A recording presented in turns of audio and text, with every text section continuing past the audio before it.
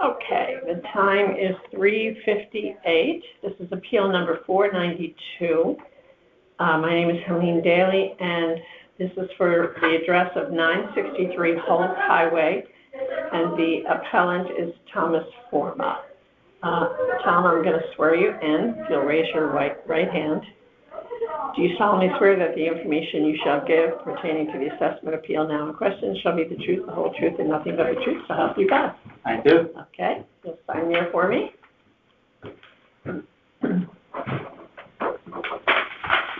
All right, and just to review, the town has you at $2,458,000, and you are asking to go to 1.7, correct? Yes. Okay.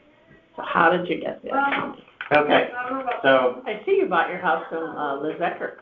yes, another realtor with Compass, I guess she was, right? Or was she not there? No. No. She was on Main Street across from the bookstore. I can't Yeah. remember. Yeah.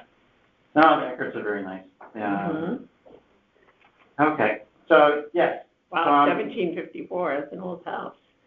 Yeah. So the oldest part actually wound up getting torn down when we put the addition on. So I'm calling it 200 years old. Because the main body of the house is probably 1800 or 1820. It's hard to tell. But there was a little bitty bit of the, where their laundry room was at the rear entrance. It was like 10 feet by 10 feet. That got torn down and replaced. Yeah. You put the addition on, right? Yes, we did. Okay. We did. Okay, and that was in 2019, right? That's when we finally got the CO, yeah. Yeah. The work was done like in 18, really. Yeah. So, okay, so how do we get there? So, we have a conundrum with our house. And I'm really glad you're a realtor because some of this will make sense. Resonate, yep. Yes. So, my wife's a sculptor. We're looking I at was a sculpture major in college. No way. Yeah. Oh, where'd you go? Oh, in upstate New York, Damon College. Okay, cool. Wow. What are her mediums? I'm sorry to get it off. So she spent 20 years carving stone and wood. Stone dust all over the place. Then she did an MFA at University of Hartford. Now she did bronzes there. Now she does basically natural materials or things to look natural. I can give you her website if you want to take a look. Yeah. And, of course, if anyone wants to come to our studio and have a look. Nice. So we're going to talk about that because what we did was we lived in Canton, Connecticut, off Route 44 west of Hartford, kind of near Ski Sundown.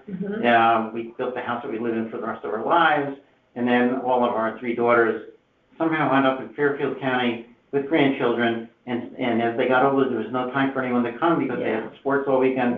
So we gave up and came down here. We sold the house for an $835,000 loss on what we spent. The loss was due to the studio and art storage area that we built that nobody wanted.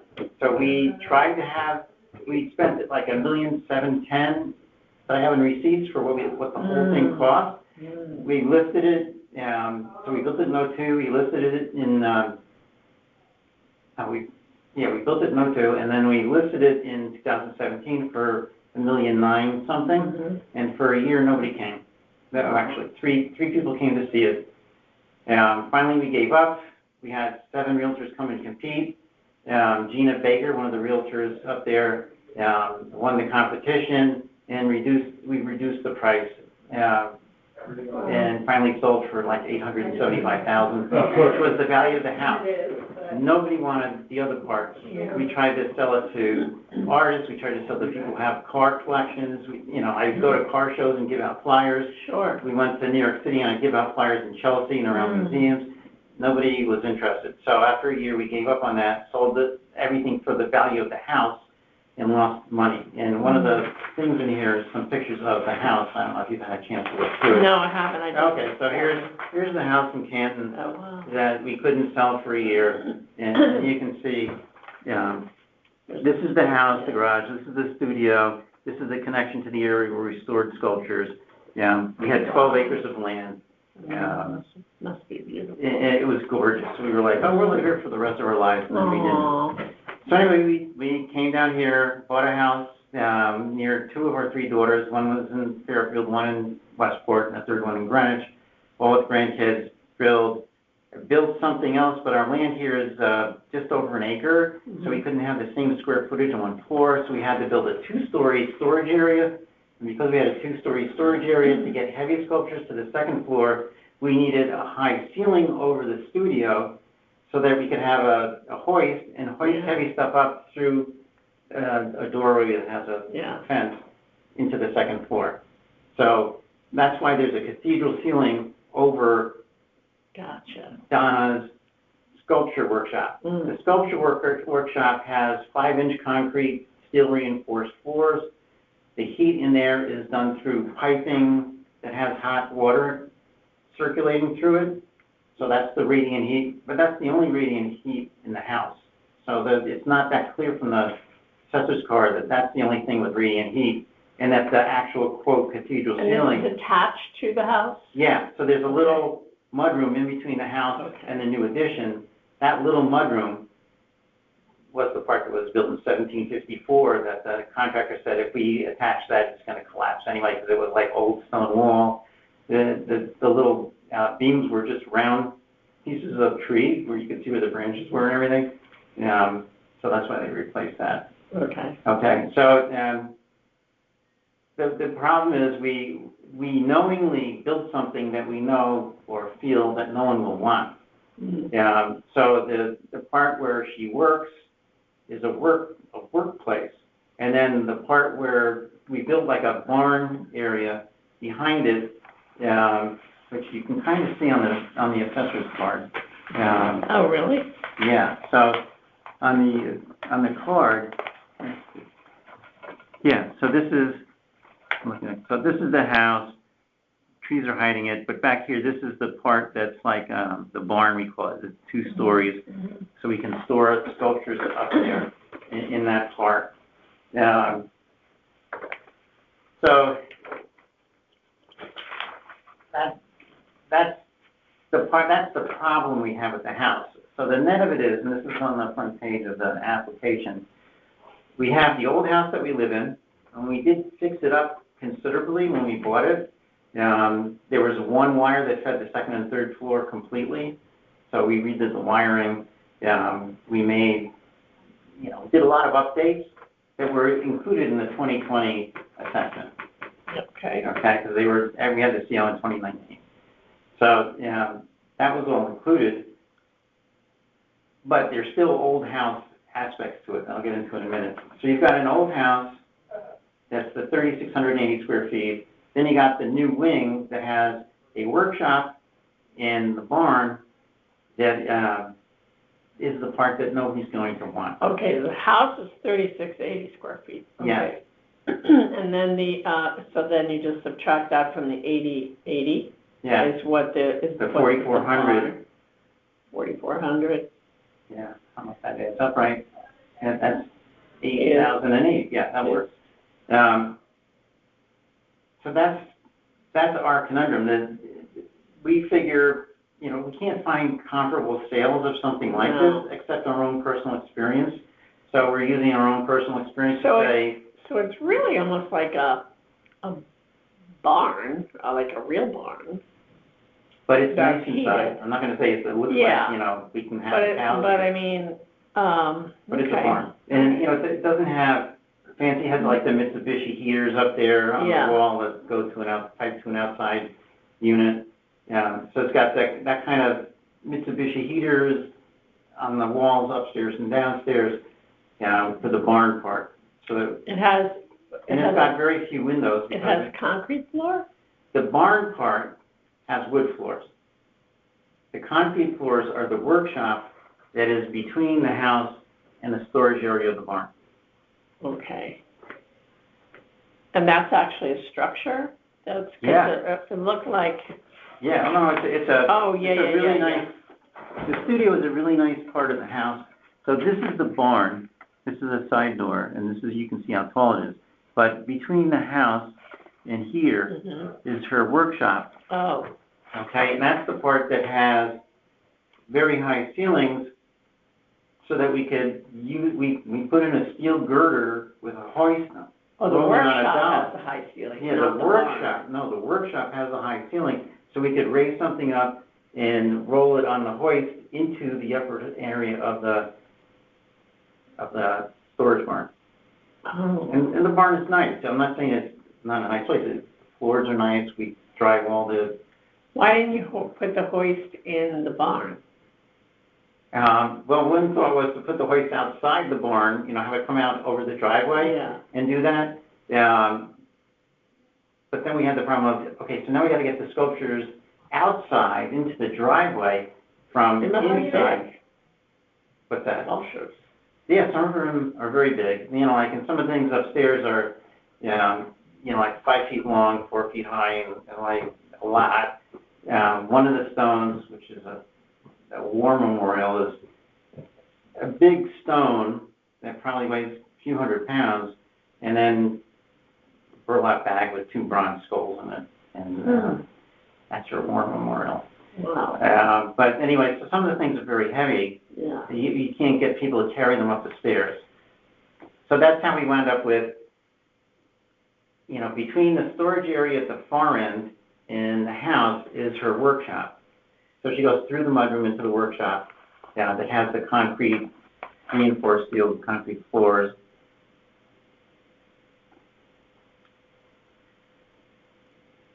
So one of the problems, like if someone buys a house and they say, okay, let's turn this giant workshop into our grand room. Yeah. Well, okay, you've got concrete floors. So are you going to have your guests come into your concrete floor living room? And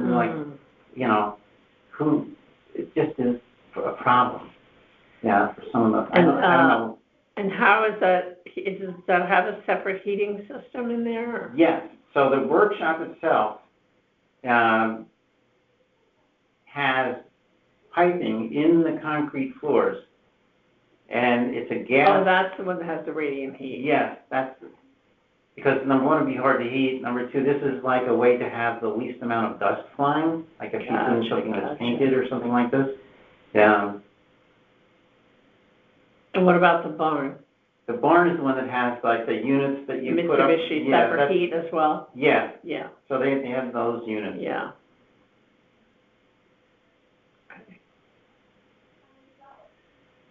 So, yeah, I hear what you're saying. And it makes sense. How did you get to 1.7? Just your gut? What'd you base that off of? So, if looking at, so I got the sheet. I tried to look through the neighborhood 70 that we're in. Yeah. So I put together a sheet of neighborhood 70 things that seem somewhat comparable, like by the number of rooms. So that's this sheet. So I did this, an Excel of things like this. And I tried to figure out, like what's really similar. So, it's hard to say, but 140 Sherwood Farm Road seemed like the most reasonable thing to compare to. So this was, one of the sheets. It's in there too, but that's one of the sheets. So this is just a really nice house that has, and I described this in the narrative part in here. Just a really nice house, but on a nice street. Let me get to my description. It's on page 2. Now, among 17 comparable properties in neighborhood 70, I think the most comparable is the 140, built 1998, 4,100 square feet of living space, beautifully finished basement, 3-car garage. Our old farmhouse, at least 200 years old, has a detached garage and about 400 square feet less space that we're living in the old house. The home at 140 Sherwood Farm Road sold in January of 2025 for $2 million. Yeah. And what I'm saying is, our house isn't as nice as that, and it's our house that has to be the source of the market value. Yeah. That the actual sale of the house is going to be difficult because of the workshop and art barn. It's not enhanced by it. I think the value of the house is reduced by that. So this is a better house, sold for $2 million. So what's throwing me off here, let me just interrupt for a second. The 1820 So Yeah. that's just a small little percentage of your home, right? 1820 is the 3,860 square feet we live in. Okay, That's the house we live in. okay. 18, all right, that is, And the 2018 part is the new wing with the workshop and barn. okay. So we live in the old house. And by the way, we swore we'd never buy another old house. Since we lived in one, we used to live in But stores up by it's in your Yukon. blood. We had an 1830 house, and we moved into an 1840 house. Mine is over 100. Once you have an old house, you just love it. There's Yeah. no charm with Oh that. my God, that's never anymore. Yeah. But anyway, so that was our thing. Yeah, I'm saying this is. So I like the how can fact our that, house be worth more than Sherwood Farm Road? It's worth less because yeah. this house. Well, what about Hulls Highway, 480 Hulls Highway, because that's in that price range, right? Let me see. Do I have a, I have 478 Hulls Highway on here. wait a minute, That sold for $1,455,000. It has 1 acre, wait a minute. but it's smaller. 480 Hulls Highway? It says it was built in 1790. Oh, okay, there it is, up there. Yeah, $1,950,000.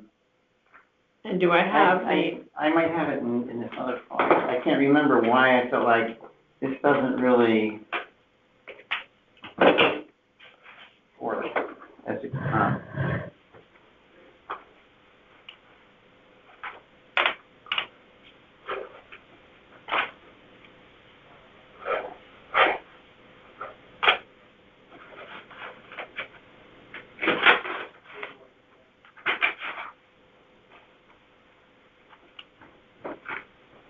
Well, I don't know. Well, we can, I have the I address, can't we say. can always Yeah. pull it up when we, Yeah.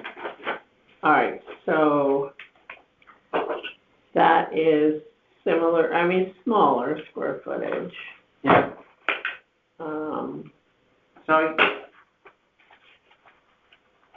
I like comparing it, it's hard to compare it to something that's, like so I'm just saying, why is ours worth more than something 2013. new? Yeah, well, I see what you're saying, it's a good point.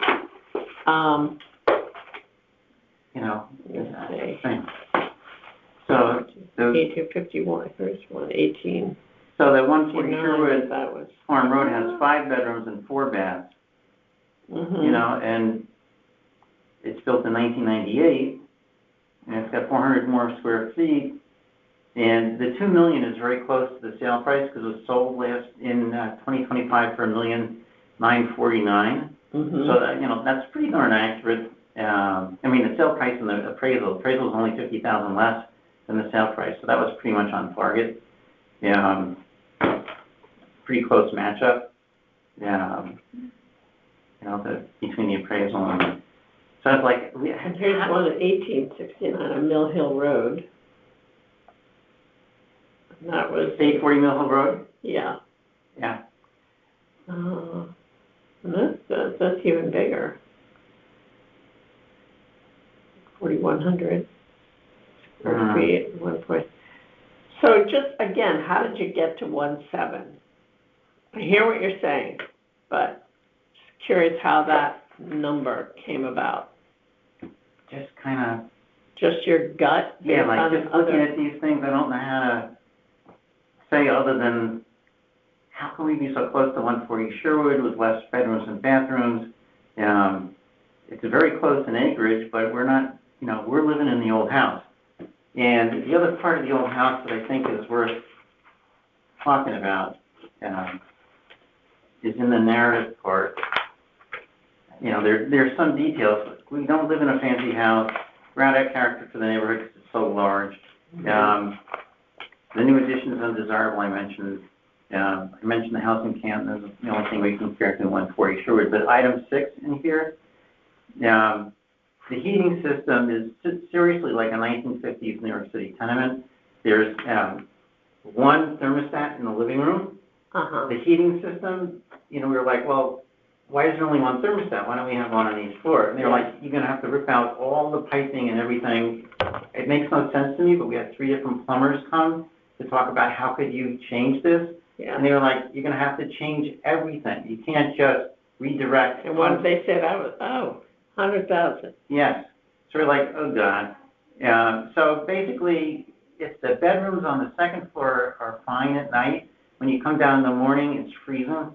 And if it's decent during the day downstairs, this is during winter, then the third floor is like, I have the windows open. That's where my office is in the third floor. So I've got the windows open in the winter. And by the way, I said in here it costs $1,000 a month for electric and $1,000 a month for natural gas. Oh, that was last year. This year everything's up, so it's been like $1,300 and $1,400 a month for those two. Wow. So then the question is, if someone is willing to live in an old farmhouse, are they willing to spend $2,000 a month for heat, assuming it goes back to normal? So that's the heating system. We have cast iron radiators, which is wonderful. It's a big plus normally. Yeah. But the handles to turn the knobs on almost all of them are frozen. And I'm afraid I'm going to break them. Yeah. So we leave them alone. But by leaving them alone, we exacerbate the New York City tenement problem of how hot it gets. There's one radiator in one of the bathrooms has a lever that works, but the rest of them are stuck. The north wall of the house, this is like bizarreness of old houses. When we were renovating the house before we moved in and doing the wiring and stuff, the contractor said, we can't run wires up the wall here because the post and beam construction is all filled in with old bricks. And it's not like a brick exterior. It's in between the posts and beams and the diagonals and everything. It's sort of like somebody went to the brickworks and got the leftover break, and they put them in it was probably a windbreak, is my guess. Oh, baby. You know what I mean? Because nobody insulated back then. So it was probably a windbreak for them. Oh, isn't that interesting? But, it created problems. So, the pipes that go upstairs are boxed in the room, in the corners and stuff. So there's no insulation on the north wall. The windows are the old kind that have the, like the clothesline going over the things. To update the windows, that was $85,000. So we said, oh, brother, I'm not going to do that. There are storm windows on the outside. So that's great. But one of the problems with the old windows, that they rattle. So we got rubber door stops that we put in at night so that the rattling doesn't keep us up. Oh, that's good. Yeah. But, it's like, this is like, it's somebody's 8,000 square foot mansion that they wanted to buy when they left New York City. Yeah. No. The air conditioning's uneven because it was air conditioning added to a very old house. So, the third floor gets very hot in the summer, even though it's got air conditioning. The second floor bedroom, that's our main bedroom, doesn't get cool enough because it's only got 2 little pipes coming in. There's a smaller middle bedroom that's freezing. So it's like, it's just an old house thing. And I just don't think this kind of stuff comes through on the assessor's card. I don't think it's possible for, the company that did the assessment work for the town could have understood this. Yeah, well, we'd be happy to have anyone come to the house to see this for themselves, by the way. Okay. I mentioned the utility cost, the detached garage. We can't cover a walkway to the detached garage because when we came here and built, we wanted to have the same area for storage as the sculptures that it's the barn. Yep. But to do that, we had to go up 2 flights. But we wound up using 99.9% of the coverage, like that's on the surveyor's map. We had the grade things so that the porch wasn't more than a foot off the ground, stuff like that. Oh, wow. The very front face of the house is nice, but the rest of it isn't really a pretty house, because it looks very long. Yeah. And it's all jumbled. I'm imagining that there were just little things added over the years to how the house works. And then Falls Highway is a pretty fast road. You can't really take a look on the highway, and there's traffic noise, and the house is like 40 feet from the road. So 6:30 in the morning, we can hear the doctor who lives across the street driving up her gravel driveway to go to work and stuff like that. But anyway, so these are the things that made me say, it's really, the conundrum is worse than it seems when you get in the house. It's definitely nowhere near one-story Sherwood Road. Yeah, I'm going to have to drive by. Well, you're welcome to come in too. Yeah. And we'd love to have you come see my wife's sculptures. Oh, I'm going to give yeah. you one of her cards. Okay. So you can look her up too. Well, this is an old card in my wallet. But that's one of her sculptures that's about this tall. Oh, cool. Is that carved? It's bent wood that she used a sawzall on a log and cut pieces. Then she built a steam box and a form, so she would steam these slivers, big slivers of wood, and then put them on her form so they could bend, so that she could have this round shape that's all steamed and bent, and then she textured and, put holes and texture and stuff on the surfacing. Wow, that's so cool. Yeah, I mean, if I can, I would love to. We'd love to have you over anytime. Yeah. And I worked with towns for basically 40 years, from 1977 to 2020. And it's just amazing that people do a lot of work without pay. Oh, so whatever you guys decide. Well, I'm happy I have a chance to talk. It's interesting, I'll tell you, Tom, I don't know where we'll end up on this, but we'll do our best to get it down to what you want it to. It could be a case of a partial appeal granted. I don't know. But you have a couple of comps in there that I think we can use. Because I know the majority of people are going to want to compare it to a house that has the age, the older homes. But you made a good point in the fact that the newer homes are in much better condition and are lower than you are. So I get that point. Yeah. Yeah. Okay. All right. Thank you. Thank you for your time.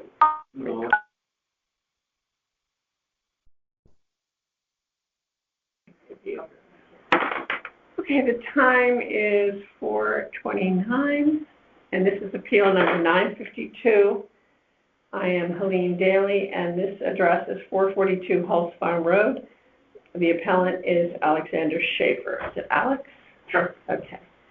Alex, I'm going to swear you in if you raise your right hand. Do you solemnly swear that the information you shall give concerning the assessment appeal now in question shall be the truth, the whole truth, and nothing but the truth, so help you God? I do. Okay, so just sign right there. Right.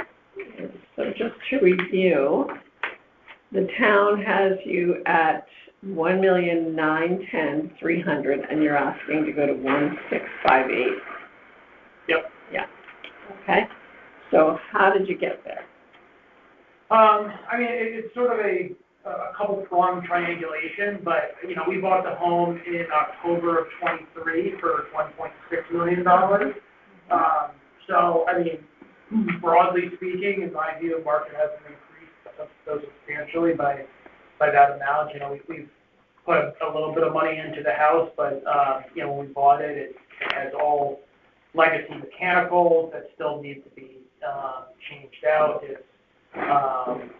There's still, I would say, a substantial amount of deferred maintenance that we're working through. And so there's that aspect. And then, we live on Hulse Farm Road, which is a nice street, but a very busy road. Mm-hmm. And it just seems like a lot of the comps that we were likely compared to were homes that, had better locations, either, less busy roads, quieter neighborhoods, more tucked away, that kind of thing. So you have some sold comps? Yeah, and then I put together a comparable analysis, and looking at both, location, the grade of the home in terms of how it's been classified, and then taking the price and basically went through, adjustments based on a variety of factors. You can see it's maybe a little bit hard to read, but this is sort of the adjustment chart. So these are the comps that we're looking for, Mhm. and these are the adjustments that were made for. And how did you do those adjustments? Where do you find those? Basically, you know, I work in commercial real estate, so we, Okay. you know, look at appraisals and stuff all the time, and so, Okay. you know, tried to come up with a methodology, basically, that to, Who do you work for? it's a company called Marcus Partners. Marcus. Now, this is important information Yeah. because, it looks like, you know, an appraiser's data here, you know, being able to, and so I'm not surprised that you work for a, Yeah, so I basically did like, commercial. you know, 7% reduction per grade step, so like my home's a B+, so for ones that were an A, obviously it stepped that down. Adjusted it for size, adjusted it for location, adjusted it for age, adjusted it for bathrooms. And so, you know, tried to come up with some way to really. Okay, okay, all right.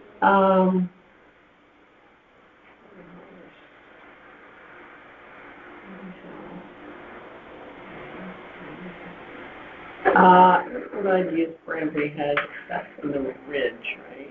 Yeah. Ridge, yeah, I'm pretty sure. And that's a very specific, like, enclave, gated community. I don't know that I'd use that.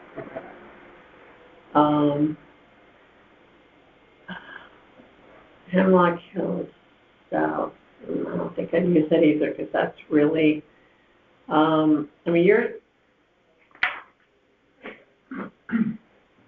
you're South Florida. Yeah, I mean, I would call it like South Greenfield Hill, because we're right on the. I know, Yeah. I know, exactly. So like Lower Greenfield Hill. Yeah. Reading Road, okay. Aaron Hill, maybe. Clear House, okay, not too far. Yeah, I mean, I tried to I run remember a when. similar type neighborhood, Yeah. you know, because to your point, I mean, you know, yeah, like maybe above the Merritt technically is a different location, but Yeah. you know, it's still trying to look for, you know, homes of comparable grades, similar, somewhat, Yeah. you know, sizes, that kind of thing. I don't know what I used to. Stone walls up off of Burr, right? Yeah. And that is,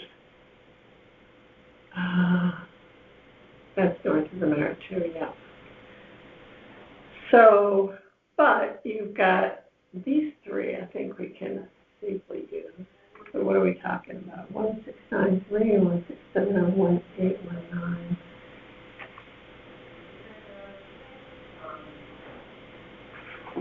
And so how did you, so you took the, I just averaged them. the average, yeah, okay.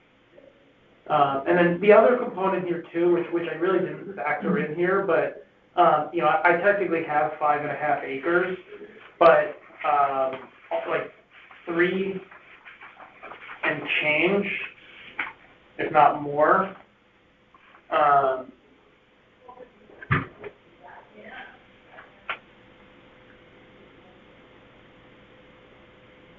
Okay, go ahead. So they can see it right here, but so this is my parcel. The home is sited like right here, and so this whole portion right here. Do I have that map? I was with my. Oh, yeah, here we go. Yeah. Okay. Yeah. So this is my parcel here. This is all in perpetual conservation easement. Oh, wow. And your house is here. Exactly. Okay. So it doesn't feel like I was taking into consideration of my land value as well. I wonder if you have an adjustment on your card. You do have an easement adjustment and wetlands already. Yeah, I mean, there's wetlands and there's the easement, but I mean, it's just in looking at even the homes nearby near me, like, you know, it felt like, my land value, you know, was on par with those, where I think that, you know, it should really be valued. I mean, it's like more than 2/3 of your property. Right. Yeah. Here, let me just see if that adjustment is enough.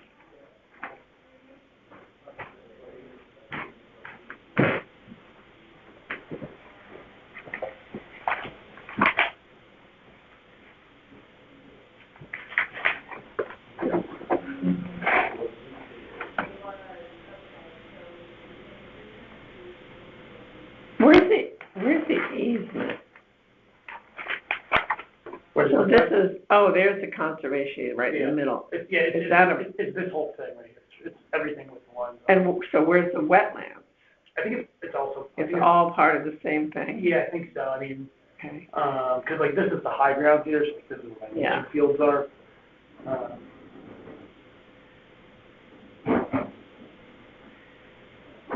I mean, that's not a bridle trail or anything, is it? No. No. Okay. And what's the slope from? Does it slope down? Mm-hmm. Like, what would you say the difference is, the grade? Did you make an adjustment on that for any of these? Like, no, I didn't. Topography, what? No, I didn't. Just because I was trying to do like kind of apples to apples. Yeah. That probably would have been a good idea. In terms of grade, it's probably. I mean, there's probably steps down like 15 feet or so. All right.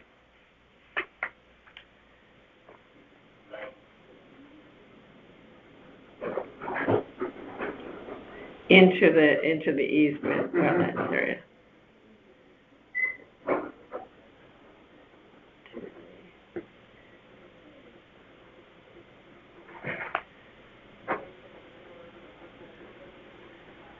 Okay.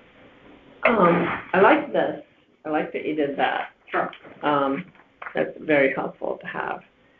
And let's see what I'll recalculate, or we could do it right now, the average of these three. Let's see.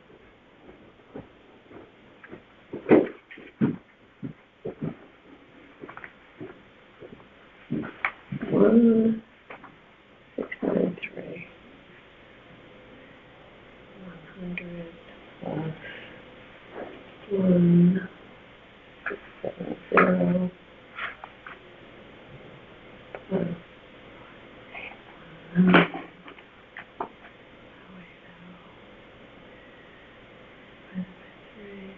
Equals 17. So just these three average 1727393. I mean, that's closer to what you want to get to. Yeah. Yeah, and then there may be one other ones out there too, but I was trying to do it. Yeah. Well, I'll tell you what. If you find any more, you can certainly send it into the assessor. Okay. See if you can find anything in Southport. Okay. Yeah. It would help. Okay. So you're saying like Southport, like basically above the post road. Yeah, and even lower Reading Road too would be good. Okay. Even lower Bronson too. There might be some in there. Like that whole Warner Hill area. Yeah. Southport in there. Yeah. Yeah. See if you can find anything in there too. Okay. That would be helpful. And then just make sure you let them know that it's for appeal number 952. Okay. And then they'll add that to your file. All right, great. I'll see what I can find. Okay. All right, that sounds good. And I'll stop the recording here.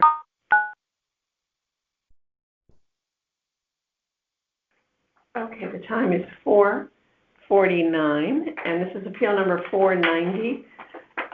My name is Helene Daly, and this property is at 172 Mayweed Road, and the appellant is Jordan Vocanis. Is that correct? Yes, and here for him, there's an affidavit.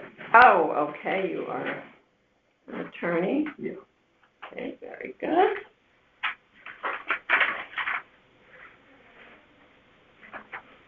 And what is your name? John, same last name. Okay.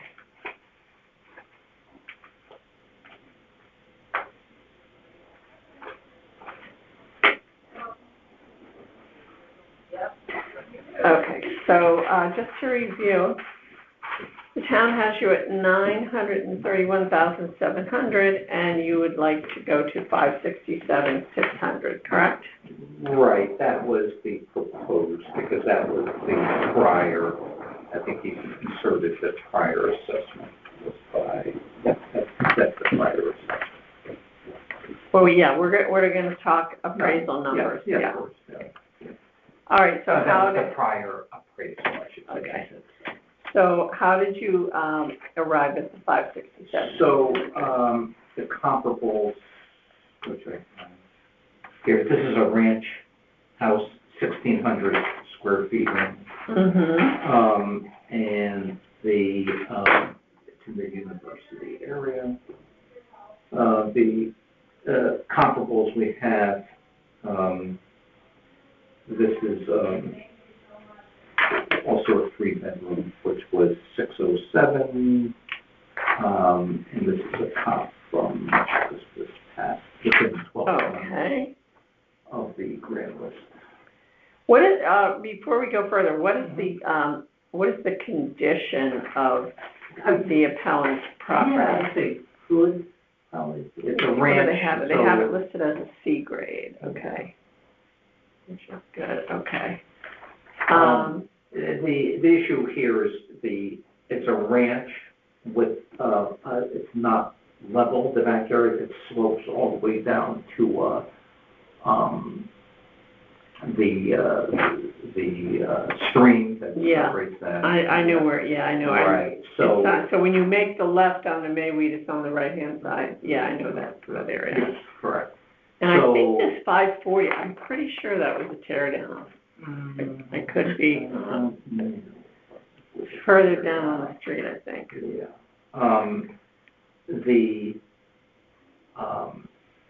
Finding a ranch, well, sometimes less desirable on the ranch, and then particularly with the below level basement area, it's not a walkout or Yeah. anything, so there's nothing counted towards living space. So even with another comparable with the same, just actually a little bit more square footage, 1,800, and even if we get in the university area with split level. Yeah, I would use a split level Yeah, for this. and this yeah. one is with even greater 2,100 square feet with 3 and 3 bedrooms here, and it's even still less than the appraised value, the proposed appraised value. And this is what 2.2 square feet, 1.25 okay. 525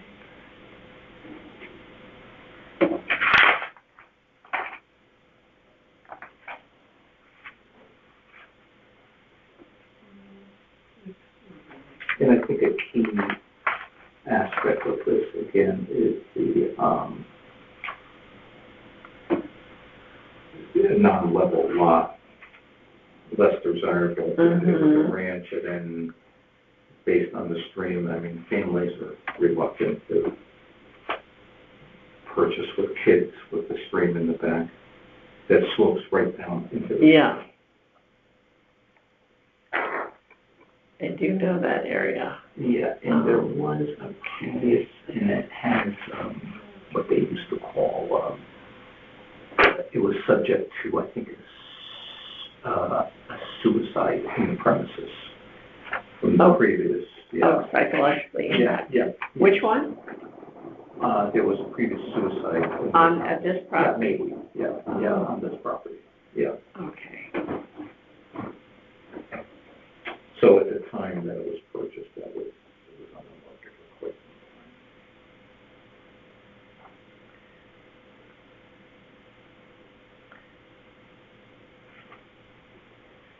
some time. All right. Another university, I just looking at the university ones, with 3 bedrooms. Still,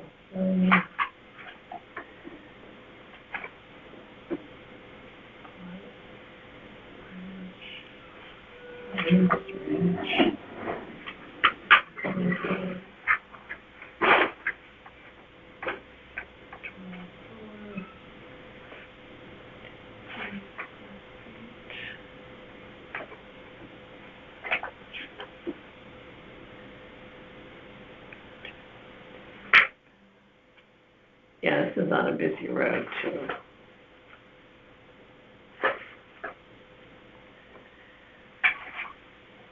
And in many of those, the rooms, total more than the subject property. Subject property is only 5 rooms. Mm-hmm. So again, comes with the value. So the increase in value on the. So did you just take an average of the, Well, it's close, very close to an average. Mm-hmm. I'm just wondering how you got to that number. Yeah, so even, I mean, if we propose 6 1/4, prior, that's still more than the. Oh, you did no, initially? I'm sorry, it was 6 1/2, the appraised value before, taking even the 652, and we look at the comparables, they're all within that line of the 652 area. Oh, so the prior, okay. yeah, the prior appraised value was 652. No, assessed value. The assessed value, It was 652. yes, I'm sorry, 652, the assessed. Do we have the vision appraisal on this? Yeah, I have that. Because that would tell you what the prior appraised value was. Yeah, I have that right here. Prior appraised was 567,600. Oh, so in 2024, it was Yeah. 567,600, so Yeah, you want to stay the same? Yeah, yes. 567. Okay, but you know that everybody in town, Yeah. everybody, so why should you be? Well, That's the $1,000,000 question. Right, even if we presume it goes up to 600, I would use 600. Because that's what the comparable shows. I'll be honest with you, you're better off presenting a more realistic number than, because Yeah. to say, well, you know, before this reval, I was at 567,600, and now I want to be the same.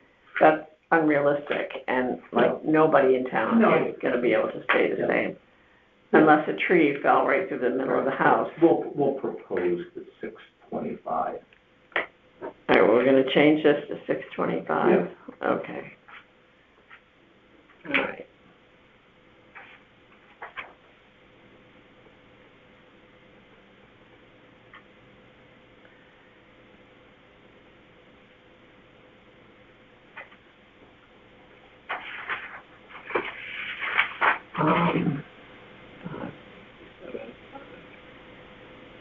All right, so we have some comps for you, and we'll take a look at those, and we'll see what we can do for you.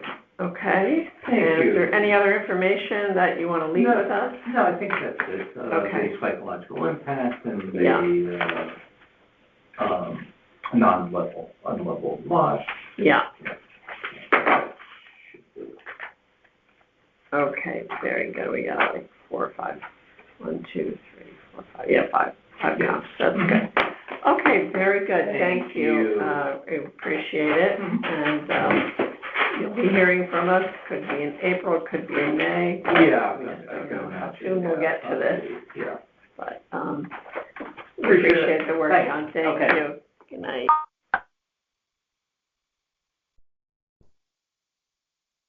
All right, the time is 5:01, and this is appeal number 428. I am Helene Daly, and this address is 160 Judson Road, and the appellants are Susan and Stephanie Lund. Okay, so I'm going to swear you in. If you'll just raise your right hand.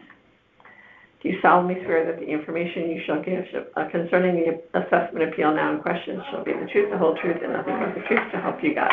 Yes. Okay, and you can just sign there next to the X. Let me see which house you are.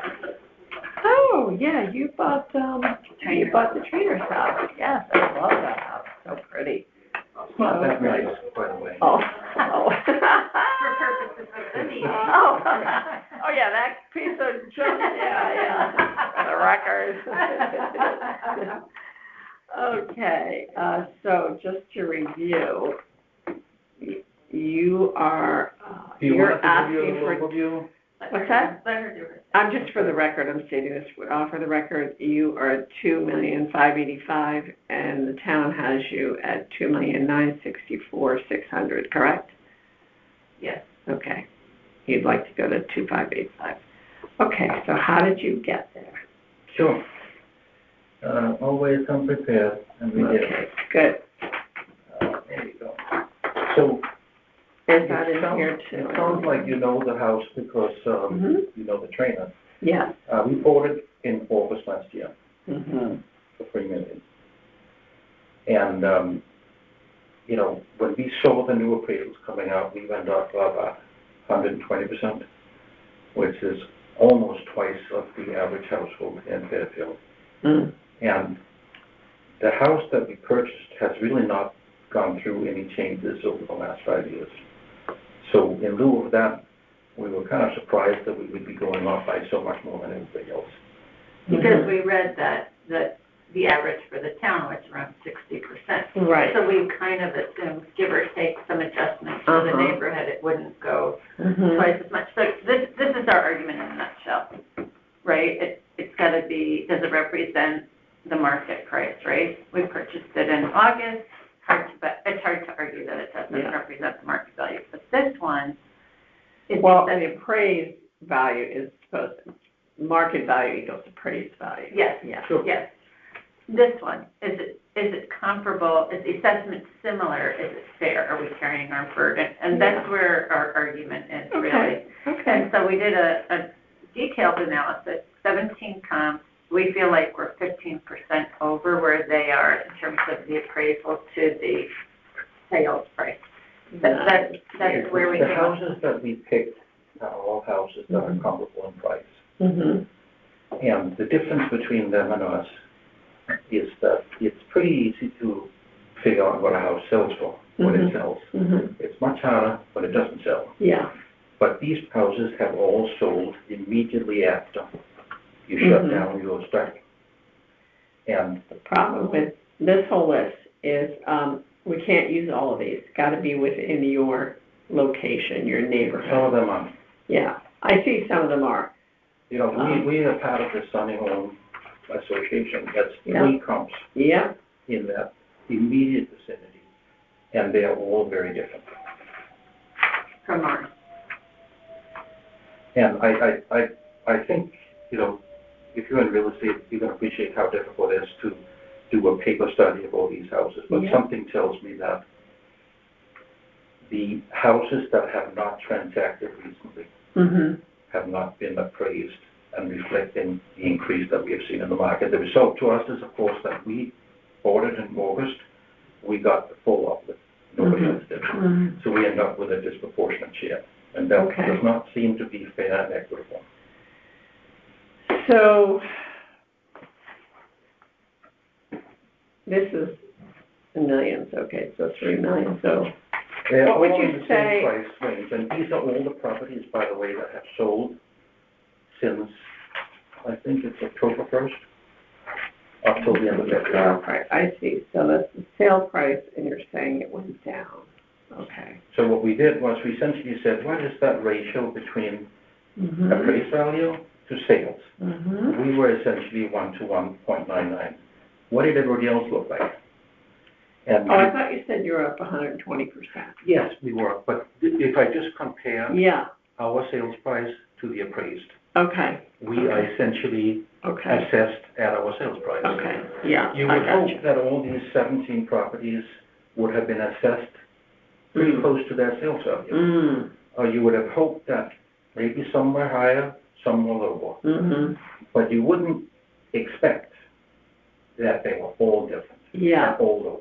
And that, to me, is not a good sign of, this is a basic back testing of like, you see a series of data, how good were they? This suggests to me that there was some issues with the people that have not had their house transacted recently. Yeah, well, good point.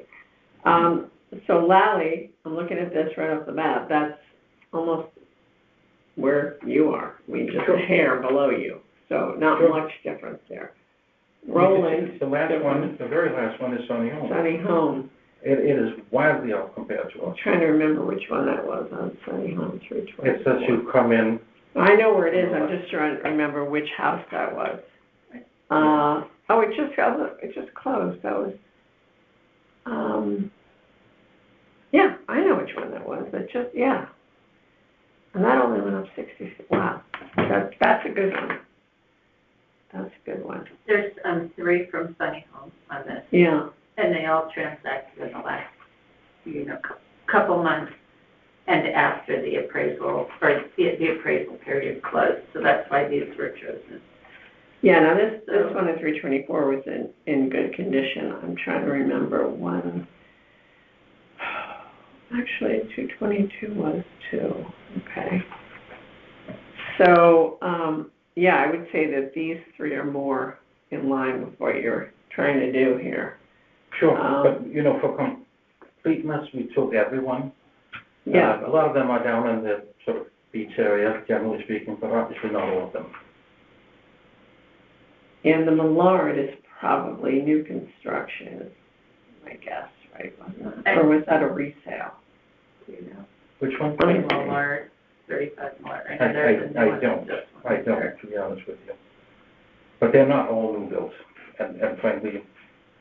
So if we took, let's see, what was your,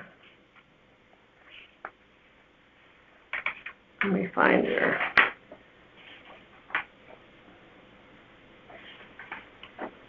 where's that last page on it? Shows your, oh, here we go. So if we took your 2024 appraisal, was 1358.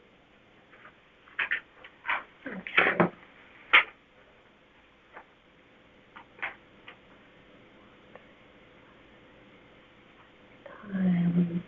Yeah, that's why you get that 120%.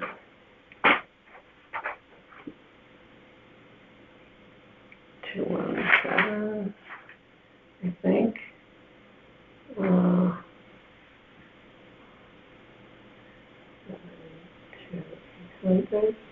I'm just applying the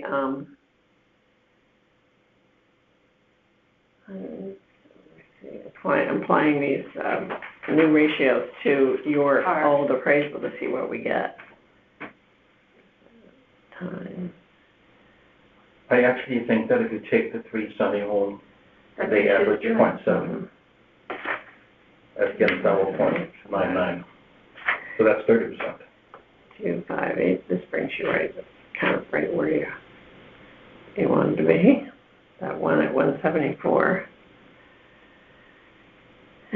So you took the average, you're saying? I took sort of the weighted average. I summed up the starting prices. I mean, most of these I crossed off, and I would even cross off. I would, and even Willow, because that's Willow itself. But I would use the Sunny Homes for sure. The Penfield, the Roland, the Lally. But I mean, Lally's not going to help you because that's 98, so I wouldn't even bother with that. But like Stephen said, if you just use the 3 Sunny Homes, the average of that is 70%. Okay. So I mean, we asked for 15% based on all of these comps, but if you just want to use those, it might even be lower. So the average 70%, that would bring you to 2308, 600. Even lower than what you're asking for. I mean, we would take the 2308. We're not experts in this. We didn't bring lawyers because we thought that was a waste of time and money, to be honest with you. I think we just show up as citizens, arguing our case. Yeah, no, I listen, you've got sales data here too, which is good. And then you're also comparing how much they went up. So I like this analysis a lot. And we're saying it's not just the sales data, because quite honestly in this market there's very little sales data to go by because of the very little inventory. So I'm saying throw everything at it. Throw everything at it that you can. If it means you compare yourself to your neighbors, you know, have similar homes, do it. We did that on the initial hearing. With Tyler. The problem, it sounds like you're familiar with Jacksonville. There are some very nice houses there that are priced way below us. But it's very hard to argue, is this house nicer than that? Should it be higher? Lower? Which is why we said the only facts that we can find are actual sales. Yeah. And it's interesting because I think it's so important that you show that even though that sold for what it did. I mean, look at the one that Sunny Homes sold for $4 million. I know who bought it, and that's appraised at $2.7. That's crazy. That's crazy. Yeah. No, this is a good argument. A very legitimate argument. So I like those three, and honestly, that's an even more desirable street. Right. No, I know. Than Tustin. So. All right, good. I like it. Is there anything else we can tell you? No, except for the fact that your house is crappy and falling down, right? No, just kidding. I was going to say, you know, the heater broke down on the coldest day of the entire year. Oh my gosh. That actually did happen. Oh. That was kind of a hassle. Well, no, I like the data that you presented, and I think it's a compelling argument. I really do. So, we'll do the best we can. It's my job to present it to the board. As I said, we're a 5-member elected board and then 4 alternates. So we'll be voting on it sometime in April or May, and then you'll hear from the assessor's office. Okay. Do you think we should revise? It's probably too late to revise this. You can just include the Sunny Homes and ask for the 30%. No, because I'm going to be the one presenting this. I already crossed off what I did, you know, okay. and they'll be able to listen to the recording and they'll know that I advised you that like we can't use those, but here's what we're going to focus on. And it's best to just zero in on the few comps. If you have too many, it's too much. You know. So no, that's perfect. Well, since we're on the recording still, I think if we're going to knock off all those other ones, then the comps really tell us a different story, and we might not actually ask for 15% adjustment, but actually more like the 30% adjustment that that is relevant to the true comps. Well, let me just show you again. That's one number I wanted to check. Times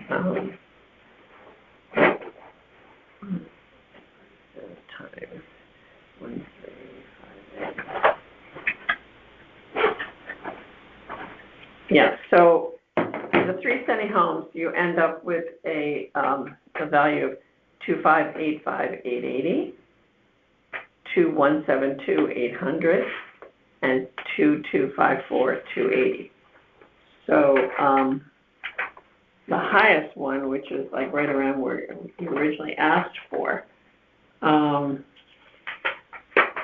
over 4.3, right? Right. Yeah, that's crazy. So, and it's a lot more than what you paid for your house. Right. So the 222 is more in line with what you paid. Yes. No, I'm sorry. No, they paid, no.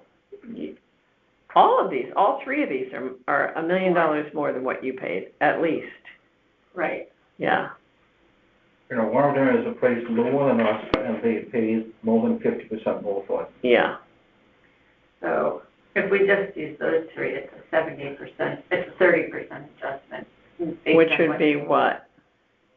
Well, what would be the 30% off of the appraisal 7? You know? Hang on.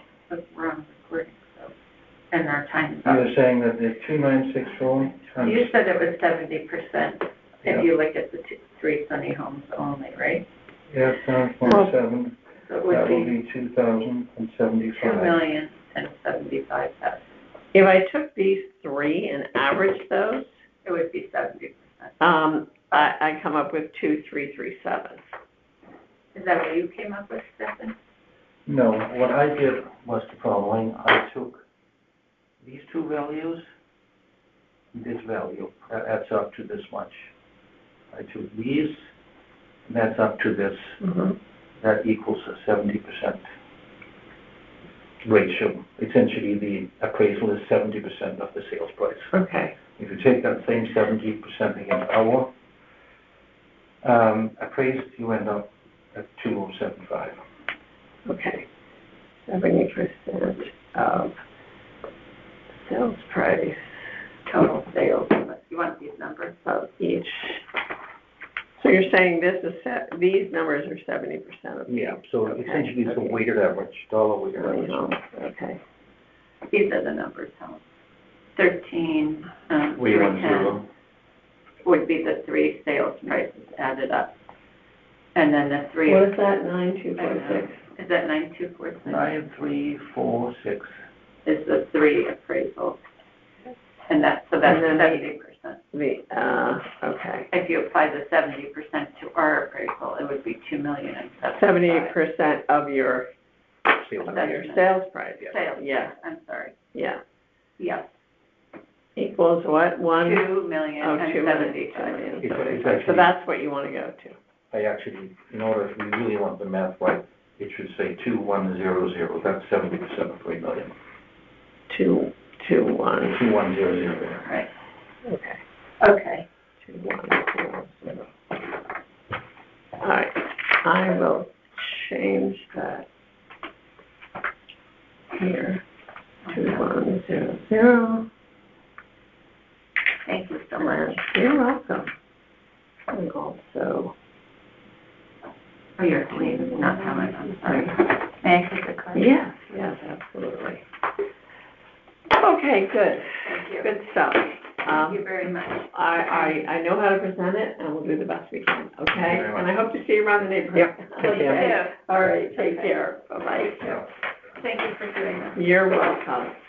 I hope to see you in 5 years. Yeah, oh, gosh. I know, who knows? Maybe even What before Fairfield that, will look but like by definitely in 5 then. years. Where did you come from, by the way? Have a good Oh, night. from Westport, okay. Yeah. Thank you very much. You're welcome.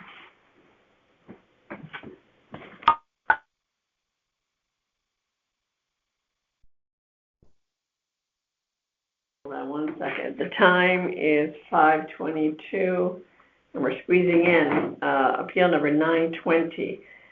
My name is Helene Daly. This address is 3845 Park Avenue, and the appellant is Ahmed Ibrahim, right? Unit number 18.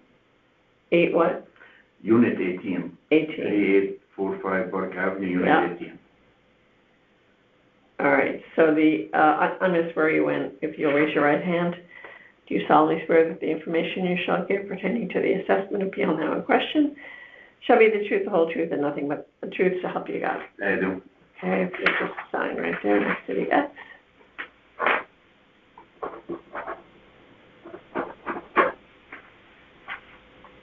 All right, and then just to review, you are at 560, 200, and the town has you at 603, 500. You'd like to go to 560, 200. So how did you get there? Very simple argument. I use the same argument in 3 phone appeals with Tyler, and they accepted the argument. If we look at Zillow saying the range of this property start at 544. This property, since it was built in 1987, nothing is done in it. No improvement whatsoever other than painting. Mm-hmm. So someone can argue is the lower level of the range, which is 544, Mm-hmm. is the value of this property. But I am not arguing that. I am saying 560, 200.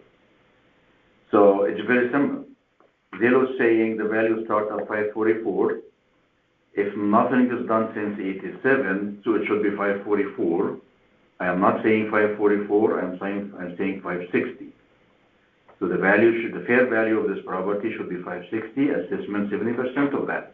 Very simple. All right, here's the problem. I can't guarantee that the board is going to listen to a Zillow estimate, because as a realtor, when people quote Zillow to me, my response is Zillow Schmillow. Zillow is an algorithm on a page. They haven't been in the building. They haven't been, they don't know the nuances of the neighborhood. They don't know what has sold. I mean, they do know what has sold locally, but they don't know how each house or each unit compares to each other. I'm sorry, I'm to interrupt, but this argument actually supports my argument. If Zillow is looking at the neighborhoods and the comparables around without looking inside and saying we start at 544, it should be under that. Because this property, nothing is done inside since 1987. All right, so do you have anything to support that? Do you have photos that you took, can show us? The photos are online, the Zillow, in the same, it's nationally recognized. Yeah, but it's not our job to go and find them. It's your job to bring those to us. The photos are on Zillow, I can send them. And do you have any sales comps? Because this is a condo complex. They should be able to give us sales comps of like-minded properties. Number 3 next door sold, this is the most recent one I know. Number 3 next, which is totally renovated. 3 in the same complex, which is totally renovated, because I know the buyer and I know the seller also. Yeah. Recently sold, I believe, at 570. Probably less, 550. But see, these are the kind of things that would be helpful to, if you had the vision appraisal or the field card of that property that's sold. Public record, number 3. Yeah, but the problem is, we have very little time to go through 911 appeals. If we had to go out and search for all the information for every single appellant, we'd be here till, next March. It's the appellant's responsibility to bring the information to us. It's a public record. Zillow is nationally recognized. I know it's public record, but like I said, it's not our job to go and search it and find it. It's your job. Yeah. So you still have time to do this. If you can email the assessor's office with sold comps in your complex area that supports this 560-200, and if you want to give photos of the inside of your house and send them that too, and then have them, make sure that it all applies to appeal number 920. This is number 3, recently sold at 570, right there. Okay, but what I'm saying is, you're showing this to me right now, but the night that we talk about this. Give me the email, I can send whatever. I can send whatever to that email. It's all online. You go online, find the assessor's office for Fairfield, Connecticut, and all you have to do is his email address is there. I don't even. So, I can send this. This is the closest one, number 3, across the same complex. Sold a few months ago at 570, okay. And this is totally. That's good information, but I need you to send it to me. Sure. Yeah. All right. Do I have an email here, or? I mean, you can send it to me, and I'll give it to the assessor. Sure. All right. Sure, I will. All right. And I can send the photos from inside. Again, yes. Our unit, nothing is done inside since 87. I will argue it's under the 544. Yeah. But I'm not even arguing for the 550. I'm arguing for 560. All right, I think fair it's enough. very fair. Okay. And then I can keep this. Or do I have that already? I have that, right? I have that, yeah. Well, actually, I don't have this. Can I have this? Sure, yeah. Yeah, okay. All right, so you're going to So send... you want me to send you the number Yeah. 3, the closest one, Yeah. and the photos from ours inside? Yes, I do. Okay? Okay. I will do that. All right, thank you so much. Thank you. Bye-bye.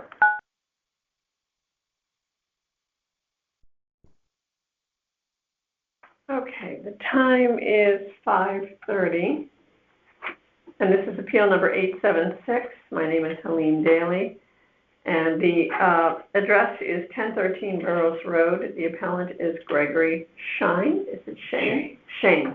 Okay. Is it Greg? Yeah. Okay. I'm going to swear you in if you raise your right hand. Sure. Do you solemnly swear that the information you shall give concerning the assessment of field now in question shall be the truth, the whole truth, and nothing but the truth to help you God? I do. Okay, just sign right there. And just to review, the town has you at 1282800, and you're wanting to go to 950. Is that correct? Yeah, that's correct. Okay, so how did you get there? Sure.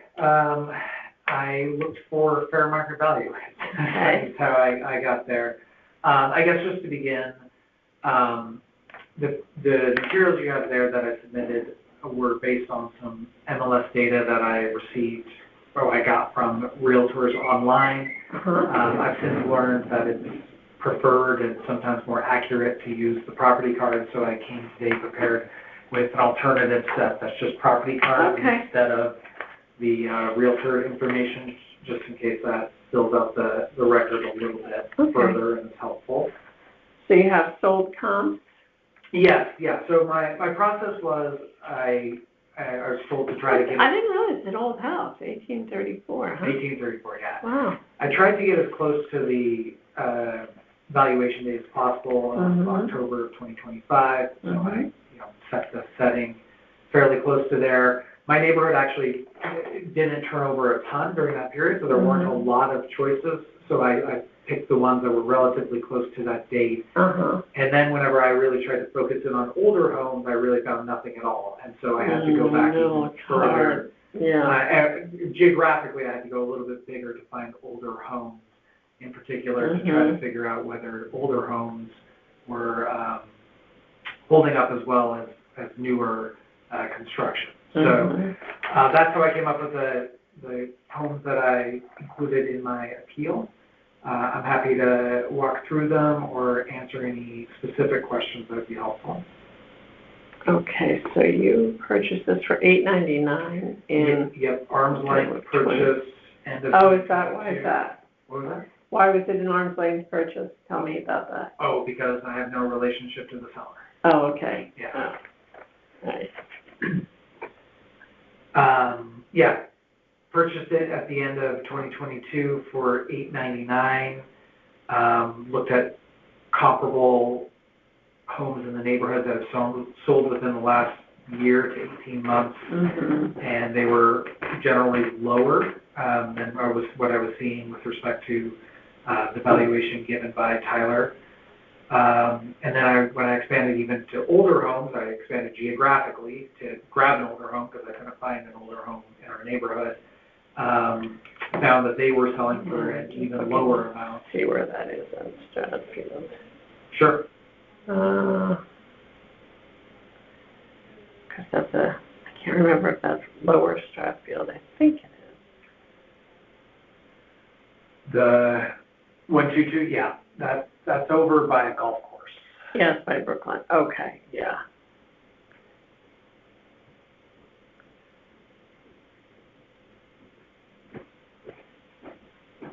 I wonder if that's the one I sold. What was that? I wonder if that's the one I sold. It might be. Oh, really? Yeah. Okay.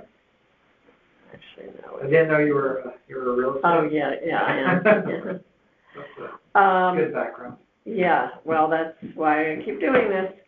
Okay, out of these, what would you say is your best comp? Your best top three? Yeah, I mean, I can start with 167 Ferncliff. The date of sale was pretty good for our purposes. Sold on June 3rd. It's just above $1 million, $1,050,000. It's in the same R3 zone, same neighborhood code, same B- grade, similar size. It does have some more upgrades to it than our home. It's not a historic home, for example, so it doesn't have low ceilings. It has upgrades to its kitchen, its living room, its dining room. It had a new roof put on.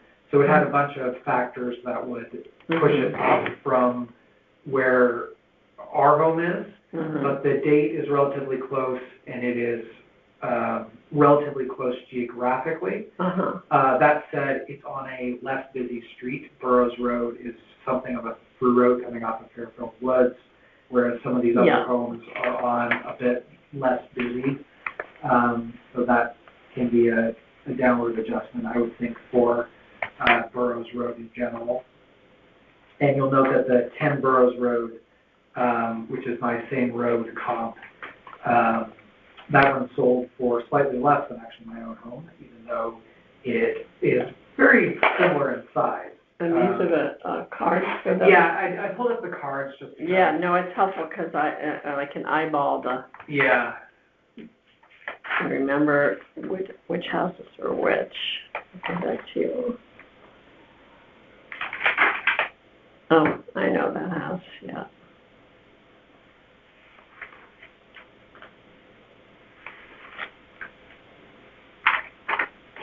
Let me take this off. That'll work.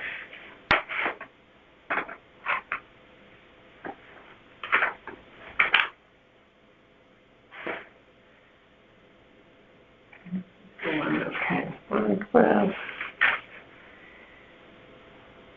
And this is, oh, this one on Burroughs, okay. I remember that one. And that's over $865. That's got great curb appeal, that house. And that's a C plus. What are you? You're a B minus, okay.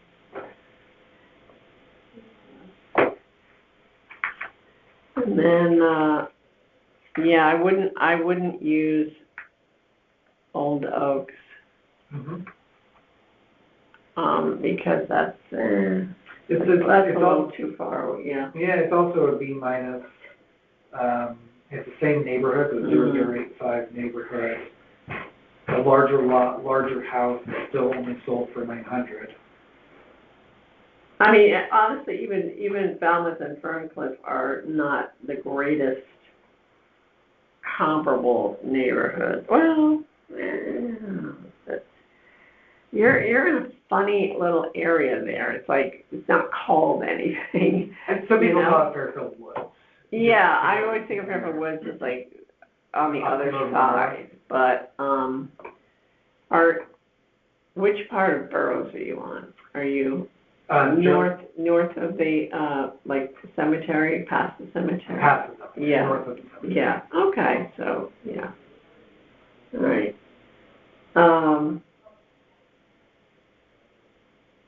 So even like that Lower Strathfield Road, I don't know that I'd use that either. Yeah, those ones, the two older house comps that I threw in there, I think the first one, 1102 Stilson is probably the better of the two. Yeah. I agree. Yeah, that definitely. The Strathfield one, it's on a smaller lot, even though it has certain aspects to it that are similar.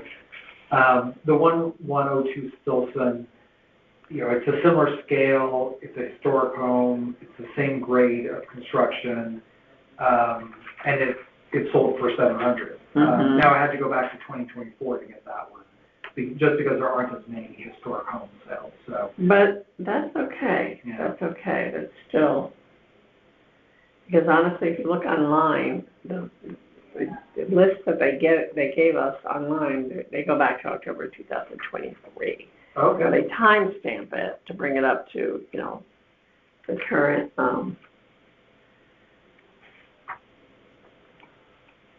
valuation year, but let me see what the one Ferncliff was.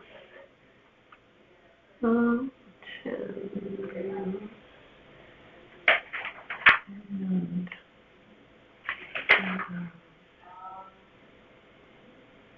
Minus. Okay. And you're a B minus, right? Yeah. Okay. All right, so maybe the three top ones are Ferncliff, Burroughs, and Stilson Road. So that's $1,050,000, $885,000, and $700,000.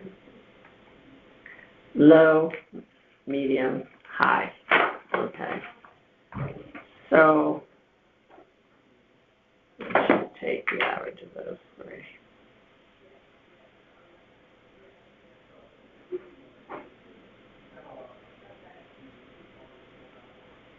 Plus 885 plus 700. 3. We get 878, 333.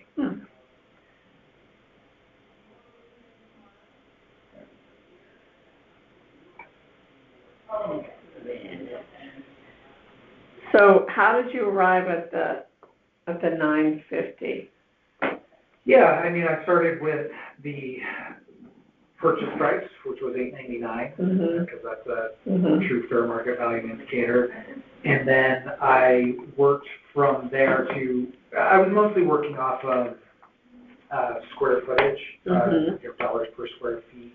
And, you know, I when I looked up the Burncliffe Road one, I imagined that, you know, that being my perhaps best comp would pull it up a little bit. And all of these, most of these were falling in the 300 to 400 or so range. And so I thought that would pull me up closer to the 400 range. From 381 was the sales, dollar per square foot sale price that I paid. So I thought it would pull me up closer to the 400 range, which, you know, and of course I rounded to get to the 950 that I came up with. And what's the interior of your house like? Sure. The interior it's a historic home, so it has some lower ceilings. The property card does reflect it has a remodeled upstairs bathroom and a remodeled downstairs bathroom, but that's kind of the extent of the meaningful remodeling that has been done anytime recently. I think that was actually may have been done before the last valuation, so I have to refresh my recollection on that. But those are the main remodels that have been 2020. Yeah, 2020. Yeah. That's the main updating that has been done on it. It does have 3 fireplaces, but none of them are currently operational. I'm trying to think of other details that I can. What's the kitchen like? The kitchen is, I mean, it's tile, so it's an older. I mean, I don't know what era. Tile, like countertop. Yeah, like it's like a brown tile. I don't know what era that is, but it's not within the last 20 years, let's say. I don't know exactly when people sounds were. Like the late 1900s. Yeah, I don't know when people were installing brown tile. Yeah. So that part has not been updated. Right. And your cabinetry is what? The kitchen is dated, right? It's dated in the sense that if you were flipping this house, you would definitely completely. You got it. You got the kitchen. And are they brown? Are they? They're painted. The cabinets are wood and they're painted, but the top is a brown tile on the top. Oh yeah. Okay. All right. And how much did you go up, just percentage-wise, from your last? I think it was an 85%, I want to say, increase. I gotta get that math at one point. I don't see your vision appraisal on here.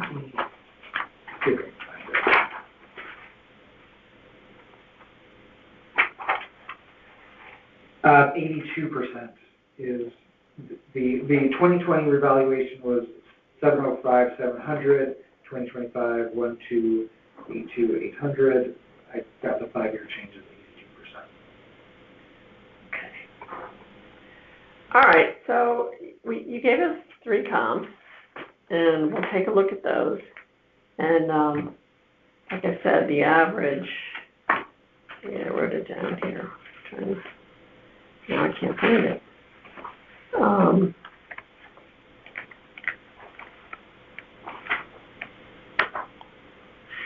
Where is it? Oh yeah, there it is. The average of those 3 comps is 878, 333. But we'll look at that number and we'll look at what you asked for, and we'll just compare the data on these 3 comps and see what we come up with. Okay, we'll do the best we can, all right? Okay. There's 9 of us, five elected members and 4 alternates. So we're going to start our deliberations probably on the first full week in April. And then we'll be doing this in April and May. And who knows when we'll get to you, but you'll be hearing from the assessor's office when we do. Okay. Okay? And then if you're not happy, you can always go to Superior Court and file with the Superior Court. Okay. State of Connecticut, yeah. Could you repeat the process? So I'll hear from you sometime between. I'm sorry. Yeah, I mean, it depends on when we get your file. So I don't know how they're doing that. I don't know if they're going to give it to us in neighborhoods, or they're just going to start, or they're going to give it to us as we heard the appeals, like the hearings. Yeah. So we just never know. And, we'll meet. It'll be my job to present it to the board, and then we'll vote on it. And then it goes back down to the assessor, and then the assessor's office sends out a letter to you. So if we get you in, like, say, by the end of April, you'll probably hear within a week. Okay. It could be April, it could be May, because we have 911 to get through, and we're going to need all that time to get through all. Yeah. So, okay. All right. Is there anything I should expect? Is there any more information I can provide? No, I mean, unless you come up with any. Where did you get your comps? Did a realtor help you? Oh no, I use Zillow. Oh, okay. I set the geographic boundaries. Yeah, I mean, unless you appealed to your realtor and said, hey, can you think of any more comps? You can always add it to this appeal. You can email it to him. But I mean, you gave us 3. They're not. They're okay. They're okay, but they're not. I wish there was something a little closer to you, to be honest with you. Geographically? Yeah. Okay. I mean, a lot of them I can't use. All those Burrows, yes, we could use that. Ferncliff, yeah, we can use that. And Stilson Road, I guess we can use that. So they're okay. And they're B- and C+. So actually, I take it back. I feel better about going to cross these other ones out because we just can't use it. Yeah, I was reaching a little in part, in particular on that historic home, just because that's the thing. You said, I don't want anything built, before 1900, you get 0. And then and that's why I asked you about the condition, because I get it, you're an old home and it's hard to, there's not a lot of older homes over there. No. Stratfield Road and over parts of Stratfield, yes.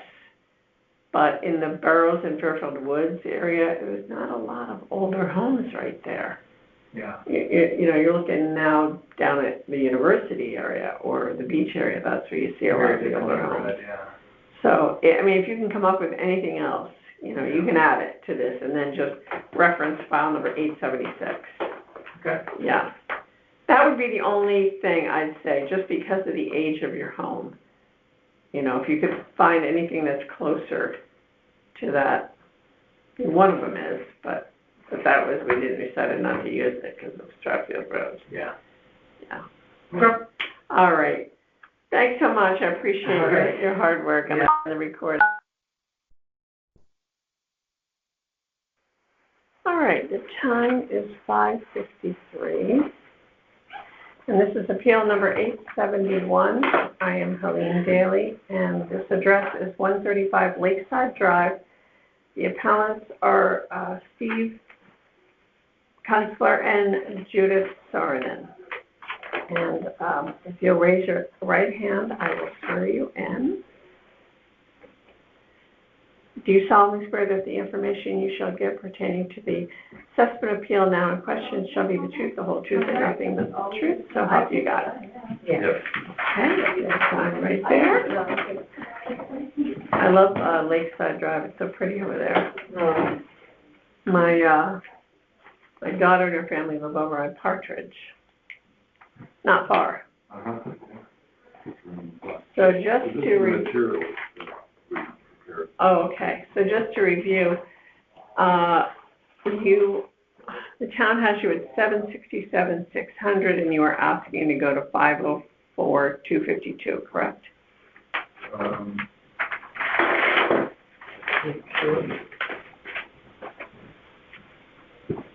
Yes. Okay. All right, so how did you get there? Let's see. Based on comparable properties, properties of condition, adjacent to Riverfield, yep, I know where you are. Housing development.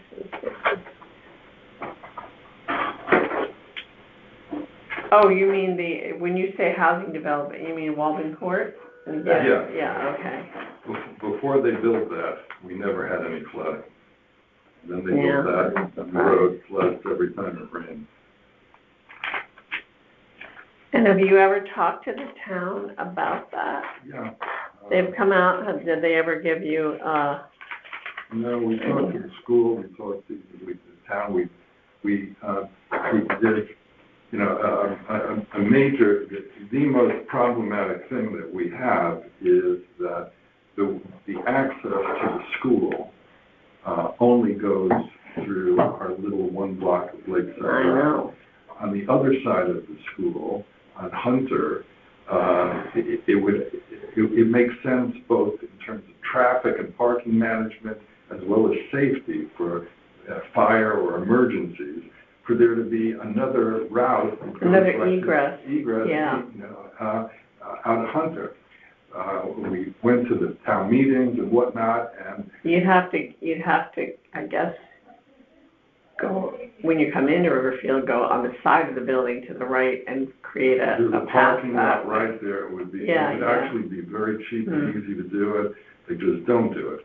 The result is there's woefully inadequate parking. And what happens is literally every single day, and worse when there's an event at the school, people park, they park on our lawn, they park, they turn around in our driveway, so, you know, we're at home, and there's this incessant thing of cars coming in and out of our driveway. Yeah. It's awful. You know, we stopped trying to talk to them because they get very angry. They don't understand what a private road means.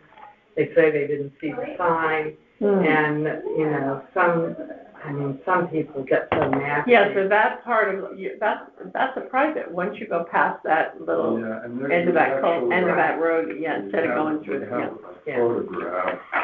And we have a lot of problems with flooding on the road, too. There's a big sign right there, and there's also a little sign, you know, but they can't miss it. They just have no respect for it. It's too bad someone doesn't put up like one of those stationary, you know, like you gates there, and then you just go around it. It'd be nice if it didn't cost anything. You know. I mean, you can move it if you have to, you know, obviously with the. Well, then they would block the road. Do you get town services with plowing and stuff? No. Yeah, you're private, you pay private road insurance. No. I don't know we pay anything special, but you know, we call the police when people are parked on our lawn, and they come out and they say they won't do anything because.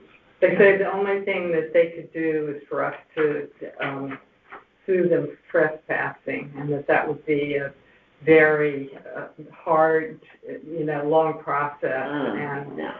So we've just started putting these stakes out there and stones to try to keep them off the grass. And it's actually very dangerous because they park in the circle isn't big enough for them to turn around because they park all on the edge of the circle and block the mailboxes. Right. And then there's just this one lane because they're parking down on one side of the road.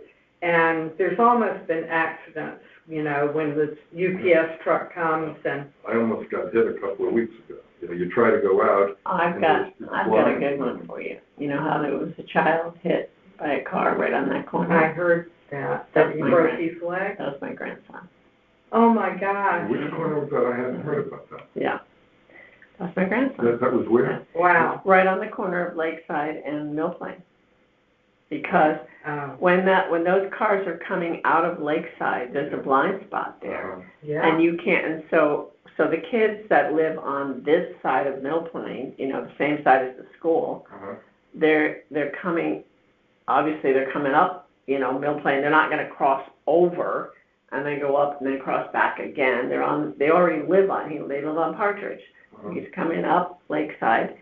He was on a scooter, and so the young girl was leaving Lakeside. She was already moving, and he was coming up, and she hit him like really beyond the sidewalk. It's like he just got off the sidewalk, and she was right there. He is now, but it took a long time. He was in a wheelchair for a long time, and thank God. I mean, it ran over his leg. Oh, my It ran over him. Yeah. I mean, he could have been killed. Well, I will tell you, you know. It's a bad spot there. Yeah. And they should absolutely have a crossing guard there, but they don't. Right. Well, Yeah. the other thing is, so many, I don't want to universalize it and say all of them, but so many of them have such an attitude and entitlement, and they zip around and they think it's okay. I actually said to these people, would it be okay if I park on your lawn the way you're on my lawn? You know, and they say, well, we have no other place to park. You know? And you should talk to the town about Yeah. it. So. And it is true that, you know, there's nowhere to park. I mean, you know, and people end up parking on Mill Plain in both directions for a long time. The ones that are respectful do that. Yeah. And the ones who have no respect, they park on our Yeah. property. But I think, you know, I've been thinking about, I should take the time and work out a planning design for them and submit it, that you could make parking over here off of Walker. Yeah. And people could park there and pick up the kindergartners or whatever. Right. And, you know, you could do a little loop, and here's Yeah. how much land, you know, I'm gonna go out when I have time, here's Yeah. how much land do you have Yeah. there, where parking could be, and, Yeah. to alleviate, you know. You know those, like they have them up at the ridge. They're like these, you know, like plastic, you know, gate kind of things like that. Right. You know, like even if the neighbors all pitch in together, like you just put one in the middle or on one side, or put one here and one there, so that, you know, you could come in like that. So it shows people, hey, this is, you know, and put a sign on it, private road. Yeah. You know, it might work. Well, I don't know if would we'd say have to that- get permission yeah, from the town to do that. In all the years. Well, if it's a private road, you don't have to, Well, do you? I don't The know. thing is, I have spoken to so many of these parents over so many years. We've been in this place now for almost 30 years, okay? So there are a lot of parents I've spoken to. Just walk over very nicely, you know, say, can I talk to you for a moment? Yeah. And, you know, hey, I just want you to know that you're parking on our lawn, and, you know, and blah, blah, blah, you know? Yeah. And a few of them are very nice, and they apologize and say, well, I won't do this again. But the majority, I'm not kidding, the majority just have this attitude, you know, where they don't want to give you the time of day. They literally will start yelling. You know, you can't just have a courteous conversation with them. They'll say, I'm parking here, I've got to pick up my child. You know, I've actually said to them when they have their little kids there, these are elementary school kids right next to them. I said, is this what you want to teach your child? Right, you know? exactly. They don't care. They just don't Wow. All right, so that's one issue. What else do you have? Well, the biggest issue is just that what I did was I very simply, if you look at any of these sheets, I have some comps over here. I will tell you, Toll House Lane, we can't really use that, because that's really way up on the other side These of it. others are right, Yeah. our neighbors right on. Yeah. But I just did very simple math, and I just took the town value, I divided it by the square footage, and came up with a dollar figure per square foot. So I did that for each of these properties, and like this one is 15, the next one, I don't know what the next one is. This one is 16 and change, ours is 27. Oh, wow. Oh, wow. So, that's the big. And this one, and, let's see, which one is this? That one's right across the road from us, this one is just 2 houses down. But this one, I think, is in very nice condition. I think that's. Well, no, this is just the land price. Oh, just this is the land. Oh, okay. So you're talking about your land, your land, not the house. All right. So we're not taking the house into consideration at all. What's the number on the house again?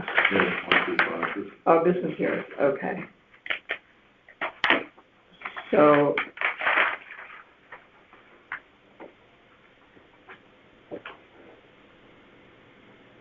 how are we approaching this? Are you asking for the discount to be on your land? Yes.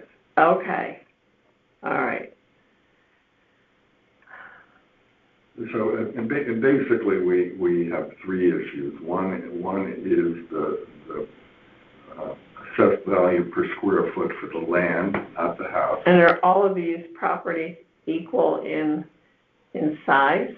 No. Or no, you just did it base per square foot. Right. Okay. And the second and third things are what we've already talked about. The people, the problems with the Riverfield School and the problems with the flooding. Parking and the flooding lower the value of the land. We brought someone to try to sell our property today. You can't even get through the road. It's so flooded in front of the house. And we paid to have it fixed. And then one of the neighbors who doesn't have to travel the road but goes off a private driveway at the mailboxes objected to it.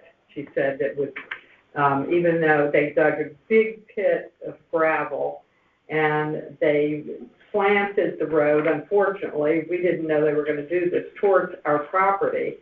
And so it would fill up there and go through a pipe underneath the road and then go through gravel. One of the neighbors wouldn't allow it, so we haven't been able to get any way to fix that flooding. And asking the town to put in a grate, they wouldn't even consider that. So if they put a grate in, that would keep all that water from flowing all the way down into the front of our house. All right. So if we were to, how did you actually get to 504, 252? Well, I just took one of these properties and I did the math using their valuation per square foot. I didn't actually, I didn't have any idea as to how to assess what the problems with the parking and the flooding would amount to. I didn't even address that. I just went to Sure. All right, let's first of all find out what your square footage is. Oh, there it is. Okay. I highlighted the one. So wait, this is you. Okay, so let's go to this one. And that's highlighted. So if you look at this, if you divide. All right, you're 24,862.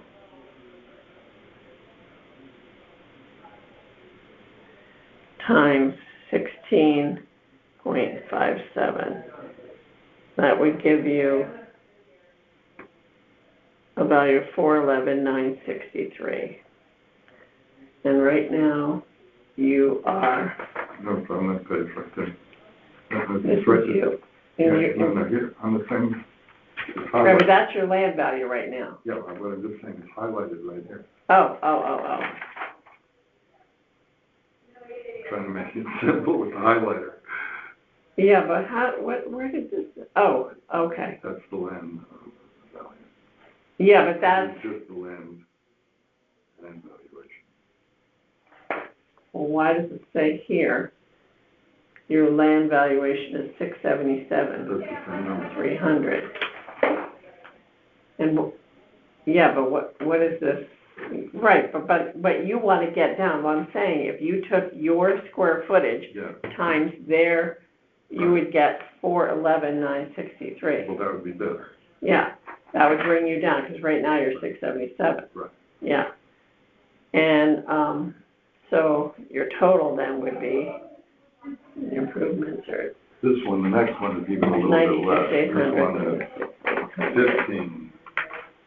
This one is 1595. So, wait a minute, one at a time. 963 plus the 96,800, and that would be a total number of 508,763. All right,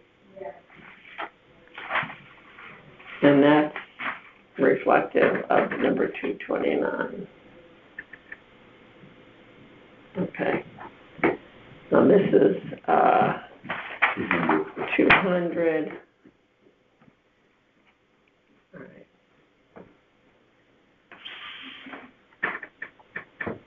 24862 times 1595 equals 396,549. 549 plus 90,800 equals 493,349.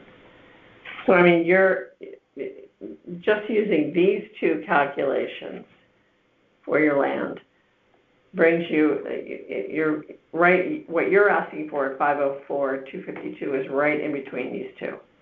At number 200, you've got a value of 493,349 if you use the same number for the land. And then for 229, you've got 508,763. So that's how you got to your 504,252. So, and once again, that doesn't address that parking or flood. Right, So, right. yeah.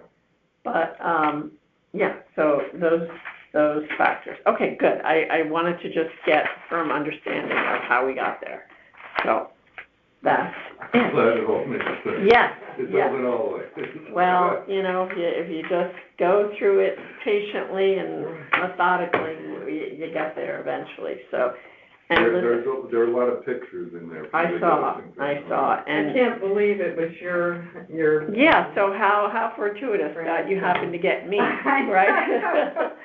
It's like, oh, I got one better for you. Yeah, like could have been killed. That is horrible. Now, did they have that flashing light there then, or is that why they put it there? No, they didn't have that. So that's why they put it up. Yeah. And they were planning on doing that anyway. Oh, they were. Yeah, because that's going to be a speed trap. Uh-huh. Yeah, you could be coming home from a job at 3:00 in the morning, and if you're going over 25 miles an hour, if you're going like over 35 miles an hour, because it's a 25-mile-an-hour zone, I think. It doesn't matter. It could be in the middle of the night, in the middle of the summer when school's not even in session, and you'll get a ticket. Oh, wow. It's a real big money grab for the town. Oh, the camp.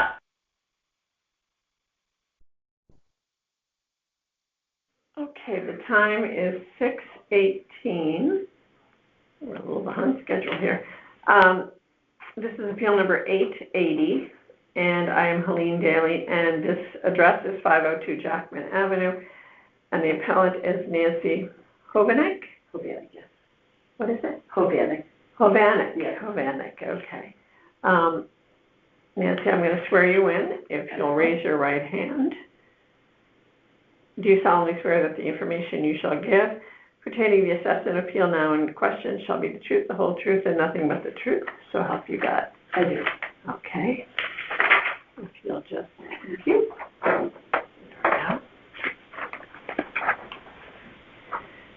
And just to review, the town has you at 664,500, and you'd like to go to 540, correct? I do. Okay. And how did you get there? So when I looked at the field card, I recognized that there are some issues that are not accurately. Oh, is that right? Incorrect, huh? Would you like a copy of this, or do you want me to I have plenty of copies. But is it in here? It's not in there, no, this is just. Oh, okay. Yeah. So I have listed that, it's listed at 2 1/4 stories, which I have 2 stories, because you cannot build in the attic or in the basement, because they're. Let me see, where does it say that? Oh, 2 1/4 stories. Correct, yeah. So you have an attic, but it's you can't live in it. I wonder, is it a walk-up? It is a walk-up, but you can't like stand up at all. I mean, you could not fix it to live up there. No, but maybe that's what they mean by 1/4 stories, like you can't stand up there. Well, you can as you walk up, but then you can't all over, like it's right by the fireplace. Yeah. It's not, I mean, you can't even as you're walking up, trust me, being tall, I've hit my head many times. But, so that's the first issue. Also, my field card does not know the payment that when we purchased the house in 2018. I don't know if that's an issue, but it's not listed anywhere that I can see. Huh. It was purchased for $337 back in 2018. Why? I don't know. No, it's the last one's listed when the previous owners purchased it. Mm-hmm. And then we have a total of 5 rooms, 2 downstairs and 3 upstairs, not 6, the way it's listed. So I've included some pictures to show and explain how, I'm sorry they're not in color, but there's the pictures of so that's looking when you come in from the back door, the kitchen part, and then you can note the books right here to the side. The second page is the living room. Those are the books right there, and that's the living room. And then right here is the door going outside. Let's see what we have. The door going outside and the stairs going upstairs. This is a very compact house. It's delightful, lovely area. But oh, it is. It's charming. Yeah, it's very nice there. So the stories, the 5 rooms, not 6. The attic and basement could not be finished. Also, the location, it's in an end lot, so you can't build or increase the footprint. And it's noisy. It's on a main road. It's a few houses away from the fire station. Oh yeah. You know. Do you have something on your field card for that adjustment? Neighborhood adjustment? I do not. I don't have anything for location. No. And then, yeah. How many houses away from the 4? Okay. Right. So it's the 2 stories, 5 rooms. Attic and basement are not livable. The age deduction, because it's a 1910.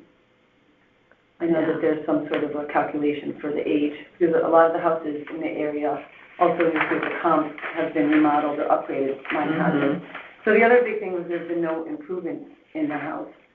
So I'm not sure how any of the appraisals have that increase. I do have a friend who lives in Westport. We were chatting. He said he's done no improvement, so it's at 0. So. Oh, yeah. Well, and it's kind of it's very confusing because it says improvement, so you think, what have I done? Right. But it's really the dwelling. I don't know why they don't just change it to dwelling. It's really the dwelling. It has nothing to do with it, whether or not you improved it. Okay, so that was I just didn't understand how they got those numbers then, so. I know, it's confusing. It is, and then I included, I have my comps, and you'll notice that the majority of the houses in the area are much larger. and the ones that sold for 6,000 to 7,000 have been renovated and updated, and the comps that I included here. I don't think I have that. No, do they're I? here, it's here. Oh, okay. Yeah. And we talked to Leslie. Leslie is the woman that, we talked Oh, about. right, Yeah, that's me. yeah. Yeah, so these are specific, so you Oh, can my see. goodness, this is so small. I know, unfortunately, I know. But I relisted them here. Oh, okay. Yeah, these are the ones All I right. listed there. So, right off the bat, we can't use Tollhouse Lane, that's just not the right, Okay. yeah, it's just a very different. Mm-hmm. Homeland, yes. Mhm. Stratfield Road, yes. And so both of those are kind of in the range, but one's, clearly Homeland is 200 square foot larger, 2 full baths, almost all new mechanics, new roof, and Stratfield is fully remodeled. It doesn't say when these sold, does it? I believe so, let me see. Yeah.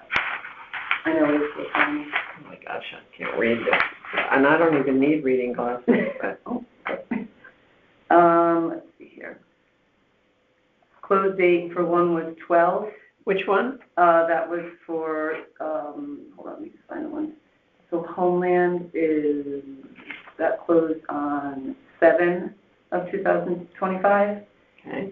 And Stratfield closed at 11/5/25. And then there was one on Church and another one on, but I think you said you can't use the toll, so I'll call it. No. Yeah. Churchill, this one on Church. Yeah, Churchill closed on 6/27. Wait, which one, is that the one at the bottom where Wilson and Churchill meet, the brick one? Mm-hmm. That one? Yeah, for 475. And when did that close that one recently? closed, yeah, 6/27. No. Oh, Church, 6/27 of 25. Oh. Okay. Not recently, I apologize. 625, okay. Yeah. That's not the one I'm thinking of. Yeah, 6.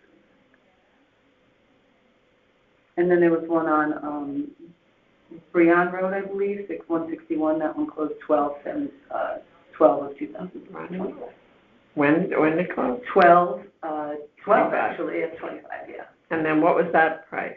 That one, $499, no change. List price, sale price, I apologize, $561. Yes, $561. Okay. Good for them. Yeah.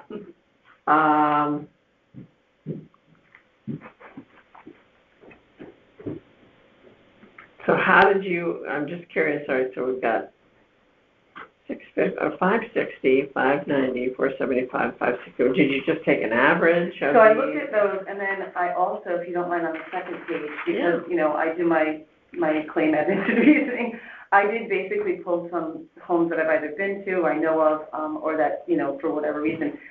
So I know that basements are charged, correct, in the town? They're what? The basements are charged when they're finished, is that correct? They're added to the assessment? Or does it? Yes, that factors into your appraised value, yes. Okay. Yeah. So I know this isn't the specific area, this is over by Tungus Hill, but my question is, because I'm looking at my square footage and I'm looking at some other homes, and I have a home, well, first of all, I have a question, the house on Soundview at 101, that's actually close to my sister-in-law, we know the individuals. They received like almost a $70,000 reduction after their informal hearing, and they didn't have a formal one. And I'm not quite sure, I mean, there's no one elderly there. Yeah, location isn't, I can't really use Soundview. Okay. For Jackman, yeah. Okay. So the only other thing then with there for both of the Soundviews is they both have finished basements that don't reflect in the, Stoneleigh Square, yes, we can, yeah. That one just has a finished basement as well. Okay. And then I just happened, as I was doing all my sort of research, I looked around, and those were some of the areas. And so what do you mean by finished base not included in assessment total? What do you mean? So I was told by the gentleman who spoke with me at the informal hearing. Yeah. We had a very nice long conversation, and one of the things that we talked about, because he said that when the houses were reevaluated, they took averages of houses, and so most of the houses in the area were renovated or updated, which included creating offices or livable space in bathrooms, in cellars or attics. And so mine cannot be put as a livable space for either. Yeah, so like when you see this number here, for that, if if you had a finished basement, Mm-hmm. it wouldn't count in the full. Oh, finished basements don't? Well, they count in the overall, let me just see if I can find one. Okay. Let me see if I can find one for you.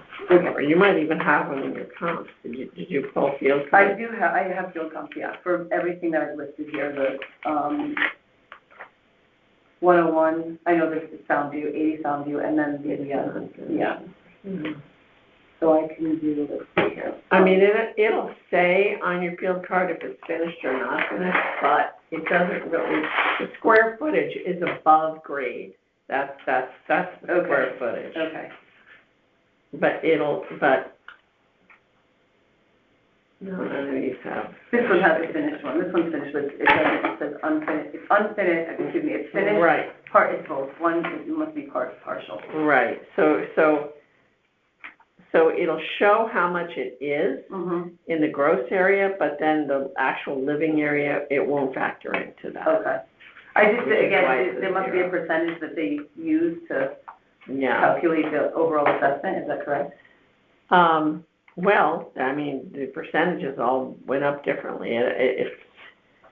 I still don't know the formula that they use. I honestly don't. I mean, they looked at location, Okay, they looked at style, they did drive-bys, yes, I see and that. they looked at sold data. They looked at sold data. Yeah. But, Can you tell me, like, over here, I think this is my field card, what do these IDs mean? I see a lot of KLs. oh, And boy, then- you know what, I don't even know all of them, and no, I don't even know. Yeah. Visit change, yeah, Yeah, honestly. yeah. All right, TL's for Tyler, okay. Yes, that one. All right, so, KL, data mailer. It's just other assessors, I would assume, or whatever, however. I guess. Yeah, okay, Ken, that's probably Ken downstairs, he probably sent out the mailer. okay, okay, that helps. Yeah, the measure and visit, that was, yeah, I don't know.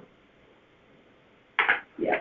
I just felt after doing all my research, taking a look at field cards, many field cards, but these I just pulled because they happen to have, anomalies on them. I mean, one had listed one bathroom, but in a permit, there's two. Mhm. Yeah. Yeah, so that was a little bit, I wasn't sure what was going on there. Because you get assessed by bathrooms too, right? Yeah. Yeah, oh yeah, by number of bedrooms, bathrooms, square footage, Yeah, size of your land, right, yeah. yeah. And so the houses I pulled, two are close in square footage, but, I was assuming that the finished basement counted as that as well. Only one other one had an extra bathroom that wasn't, it was in the permit, but not on the field card, it only has one, so they're paying for one. But, What would you say your house mostly compares to? in all of these, Yeah,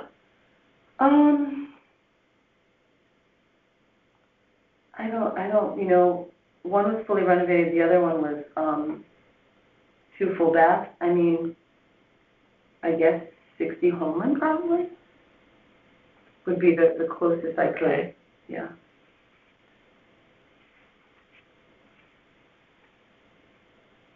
What was the number on Churchill? And Brian? Okay, Churchill was 555, Churchill, and that one sold for Yeah, I got the 521, numbers, yeah. what's the address on Oh. Brian? On Bryant is 161, and that one was Okay. 561 as well. All right, So in that ballpark, yeah. All All right, so you're probably just like taking an average of these and, Yeah, and then I put in there that, again, it's 2 stories and 5 rooms, because I know that impacts the overall, yeah. So I assumed it's about 240, I think I wrote 240 or 250. did you ever, 540. did you tell Tyler that? Did you talk to Tyler? When I talked to him, I did, yes. And he said, because I said to him, I know there's a formal hearing, he said that's what you'd have to talk to them about specifically. Okay. Yeah, he was lovely. By the way, was he licensed in Connecticut or New Hampshire? Because I know I spoke to him in New Hampshire. We talked about the weather. I don't know. They're in all different states. Yeah. I know they're getting sued in Delaware. So. Yeah. Well, I know Matt said they'd all be licensed here in Connecticut, and he was so lovely. But, yeah. So I'd assume, but I mean that's not something I asked him in our conversation because I mean. Yeah, it's funny. The average of these brings you to 546, 500. That's like right where you asked to be. Look, I understand everyone's getting taxed more. I have no problem paying And then tax. what are these here? I didn't. We didn't. Oh, those were the original ones that you said from Caldwell Bank. You said they weren't good comps to you. So You said you didn't. So that's why I spoke to Leslie. It's like, yeah. She's one. Oh yeah. We can. Yeah. Yeah. All right. So. I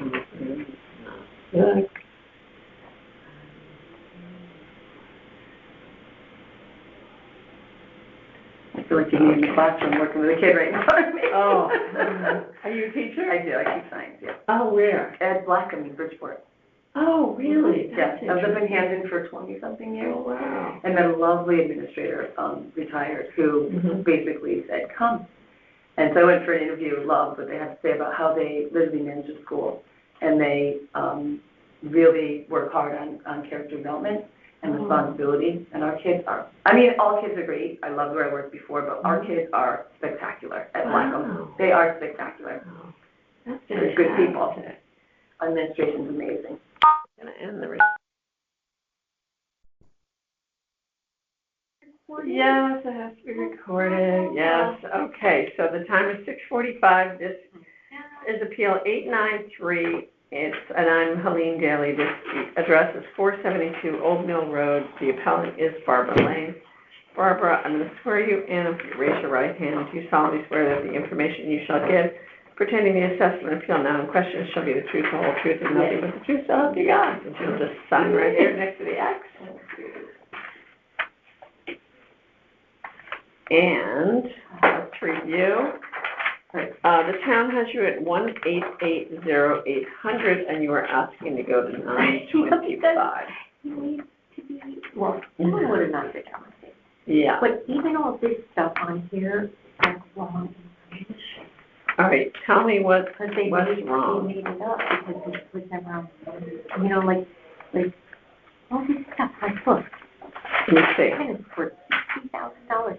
Says it was put in 2001. It was put in 1960 something. My father, Frank DiDario was his friend, and he sent his guys, and he did a driveway, and he said, oh, well, you should put a tennis court. So, and is it even serviceable? I have a picture. Yeah. I don't happen to have a picture. I almost didn't, because when I went there, they couldn't get it going hard. Okay. Here is the tennis court, okay? I don't know how the ball was bounced, but anyway, that is the tennis court. So 2001, I did not go in, 2001, okay? And it says the barn, okay, it says the barn, okay. It says the barn was renovated, and what does it say? It says barn was renovated, it's never been renovated in the history of time. Where's it say that? Where was it at? Let's see. Where is that? And it says barn renovated. Where's it? Barn 2 renovated. Portion of barn 2 renovated. Yes. Is that renovated? Wait, I'll show you. Like, look, it is not renovated. No. No. It's crumbling. It's like... A portion of barn 4 being used as... Yeah, what is that? You're being used for what? Animals? There's little animals. FGR. What's FGR? No. Bigger. I mean, what could that be? That's what I'm Farm generated. No farm. Oh, you want to give me farm taxes? Okay, do that. Yeah. But what's an FGR? I don't know, but there's nothing going on but chipmunks and squirrels getting in there. Okay, there's nothing going on. So whatever that means, it's not happening. Okay, that's another picture. Okay, my files. Okay. It's so disturbing because, okay. Now what do you have custody of a few of my, comps there? Because, do you have them in there? I'm just ready, hold on, let me just finish reading. Okay, so that's that, and then, You know what is so amazing? Okay, is there one on First Street? I know that house very well.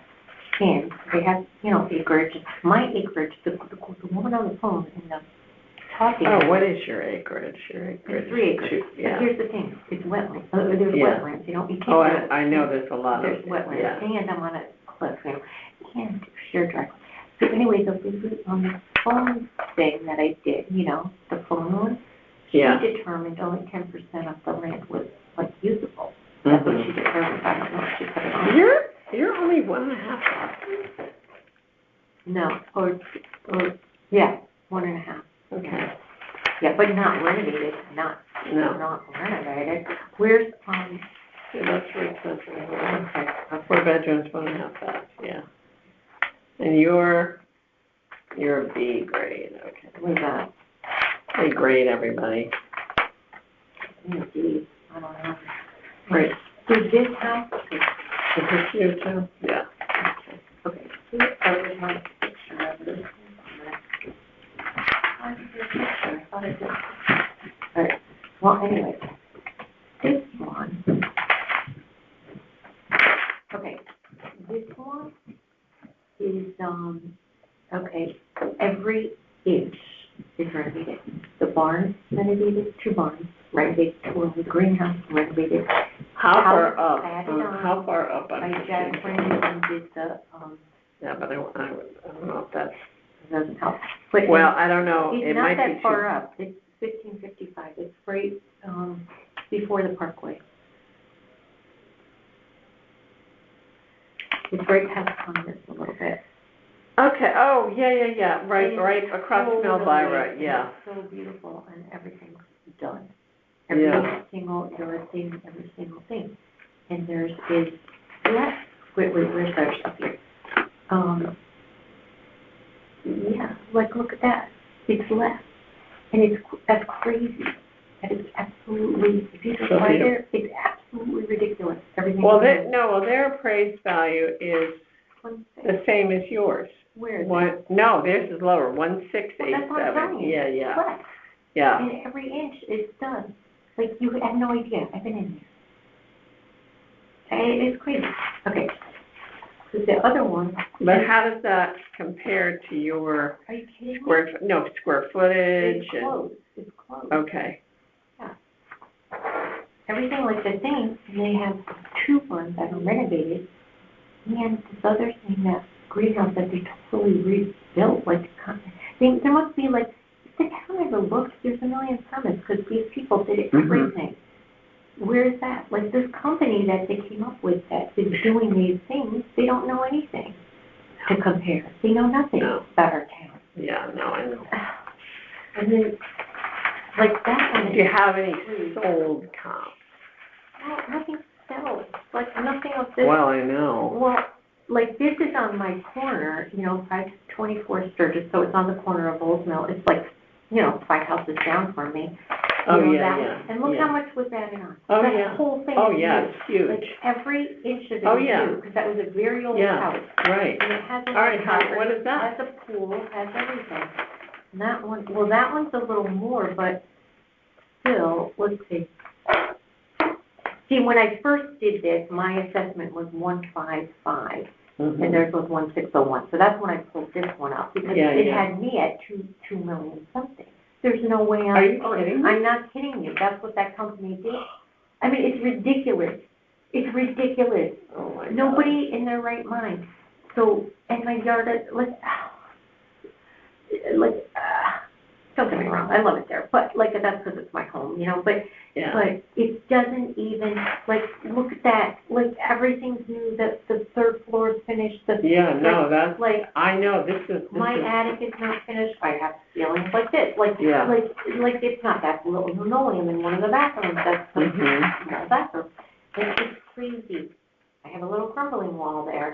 Yeah, I have a kitchen floor that is all buckled and it needs to come up. Yeah, I hate to use this because this is really high, 2287. I know. I mean, I get it that you pulled it when I you pulled it were when I was 1.5, yeah. I know, but look at the condition, like, it's just crazy, you know? Yeah. And like I have like lead paint going down the basement, I have asbestos, I have like, nothing's been done, you know? Crumbling. I mean, it's just small, okay. No new cabinets, no new, like, the kitchen's not had a renovation, it's like it was when we were growing up, you know? Yep. I mean, it's quaint, I like it, but like, it's not anything. Right, let's see this one. But see, there are comps that I've sold. I drove around and driving my head off. What about this one on Bronson? Which one's that? Oh, that's that Victorian, I threw that in, I guess, but that's, is it listed Victorian? I don't know, it doesn't, there's There's no, no picture? oh, is it this? Can't really tell. Yeah, I think that's part of That's gotta be it. Yeah. It's All right. like, at Oliver's there, it's like right up on that part. Like if you're at Oliver's and you Okay. took a right. Oh, Not yeah, Oliver's. yeah. It's up Yeah. there, it's a very pretty house, it's been all redone. Uh-huh, was that Carrie Lee's house? I don't Might know, have but been. it got all redone. I think the Birch Street one is the best. Yeah, it was. thing. It was Carrie Lee's house. She's a designer. Yeah. So it was completely redone. Completely, Completely everything's redone. perfect. Everything's perfect, Yeah. you know? And that's right around the And corner all from I you. did, maybe from the road it looks okay, because all I had the money for it, like, I painted the house and I got gutters. Like, that is where I started, because that had to be done. And, like, I started on the outside. And then I thought, oh, little by little, I'll do what I can, you know, that's all. But, like, to go these values that they're coming up with, first of all, houses are down. A lot of houses are down. A lot of, like, when you look up a house, and on Zillow and all those, I know those are not accurate, but, like, they're lower price than, you know, these things are coming up. Like our things have never gone up this much. And my house is crumbling compared to any house that you could possibly compare it to. Oh, I don't know, I'm gonna cry, I'm gonna croak, because I thought I could see it. No, listen, the mere fact that brand new construction I know, brand new. sold Thank in the you. base valuation here for $1.8 million, you know, and change, and they have you at that same valuation. And I need so much more. Like if I ever had an inspection, it would give me a stomachache, but I think I still would have gone. But like anybody else, they would run for the hills, because it even needs, like, I have 200 amps, but they did at one time, but it doesn't really work that well, because my brother was explaining, just because there's a 3-prunger thing, you know, like that mom switched to, like, it doesn't mean the wiring has changed, you know, like, there's so many, it needs electric, it needs plumbing, where's my list, I had it, it needs plumbing, electric, it needs, like, everything imaginable, and then, why does it say, and then even this one. All right, so your previous. Even this one is lower than mine. Wait a minute, theirs is about the same as mine on Converse, okay? Like, look, and I've been there. You don't say what houses I say, do you? What's the person? Yeah, but they can't, we can't change, they're not changing it just because we use it. No, well, I mean, I don't want them to know I use their house. They're not gonna know, why would they know? I don't know. No. You think the average person is listening to these things? Oh, if they are, they need a life. But this one, okay, and at the time I was 1.5, okay, and theirs was lower, you know, I was 1.5, but now I'm what am I now? 1.2? 1.1 something. Yeah, your appraised value? No. No, your assessed value. Oh, I don't know, I'd have to look at it. It's, wait a second. Your assessed value is 1.3. 1.3. Yes, so they're lower than me, okay? Okay? he's an architect. Okay? Yeah.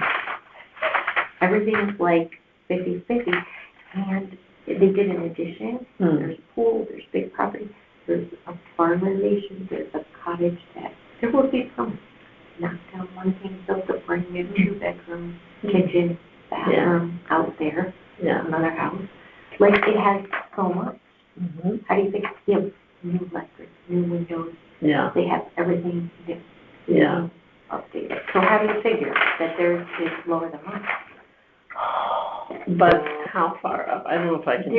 That's pretty far up. No, it's not. Wait. No, let me tell you. You just go up, okay, when you go up First Street, you know, you take a right onto Congress, and they're like right there. Oh, they're not far okay. up. They're not far up. That's right there. Everything done. Oh, they're on the north side of Congress. Everything done. Okay. Everything done. That's like, where he lives, huh? Okay. Well, we can They do used that. to have that house next to the post office, you know? In Southport. Okay, that's 1, 7, 4, 6. Makes no sense to me.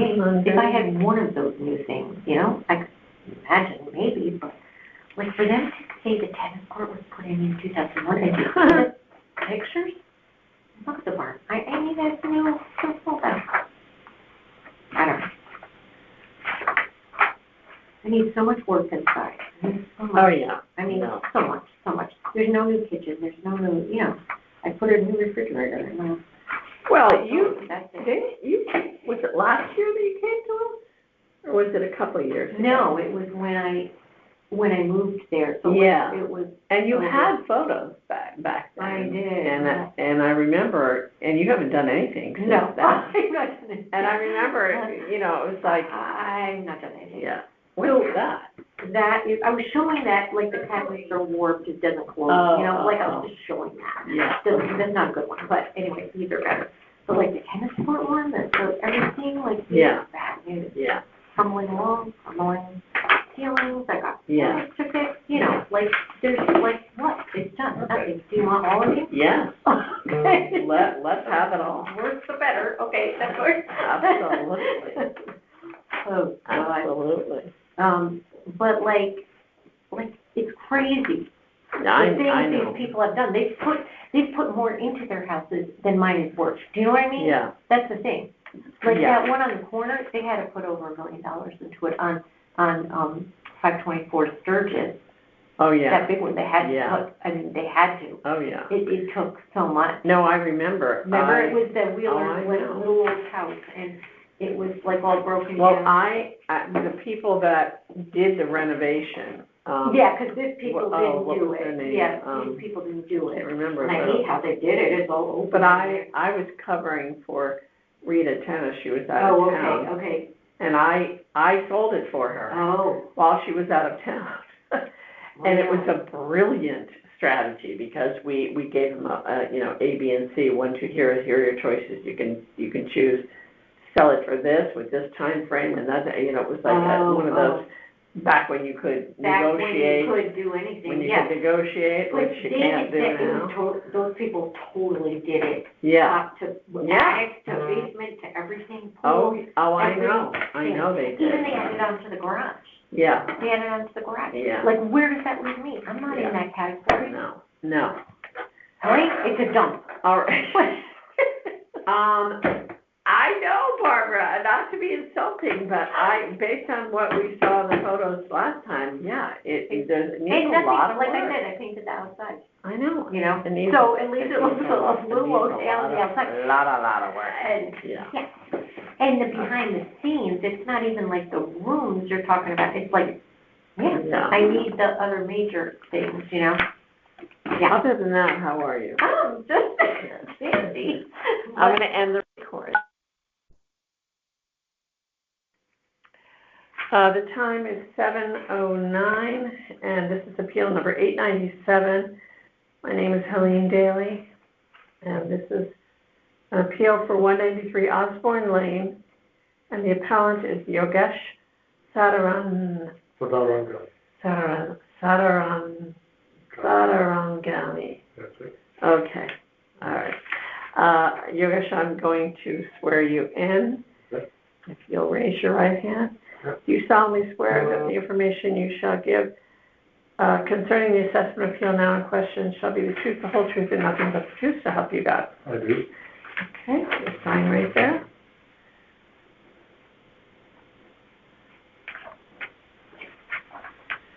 And that is your wife, Crystal? Yes. Okay. All right, so just to review, the town has you at 1,564,100, and you'd like to go to 980, correct? So really, I think I did that wrong in the sense that I thought I was putting in 70% of when I did the letter. Oh. I thought, because the total value that was on the letter was 1,094,870. 870, but It yeah. was 70% of the 1.5, the number you just read, right?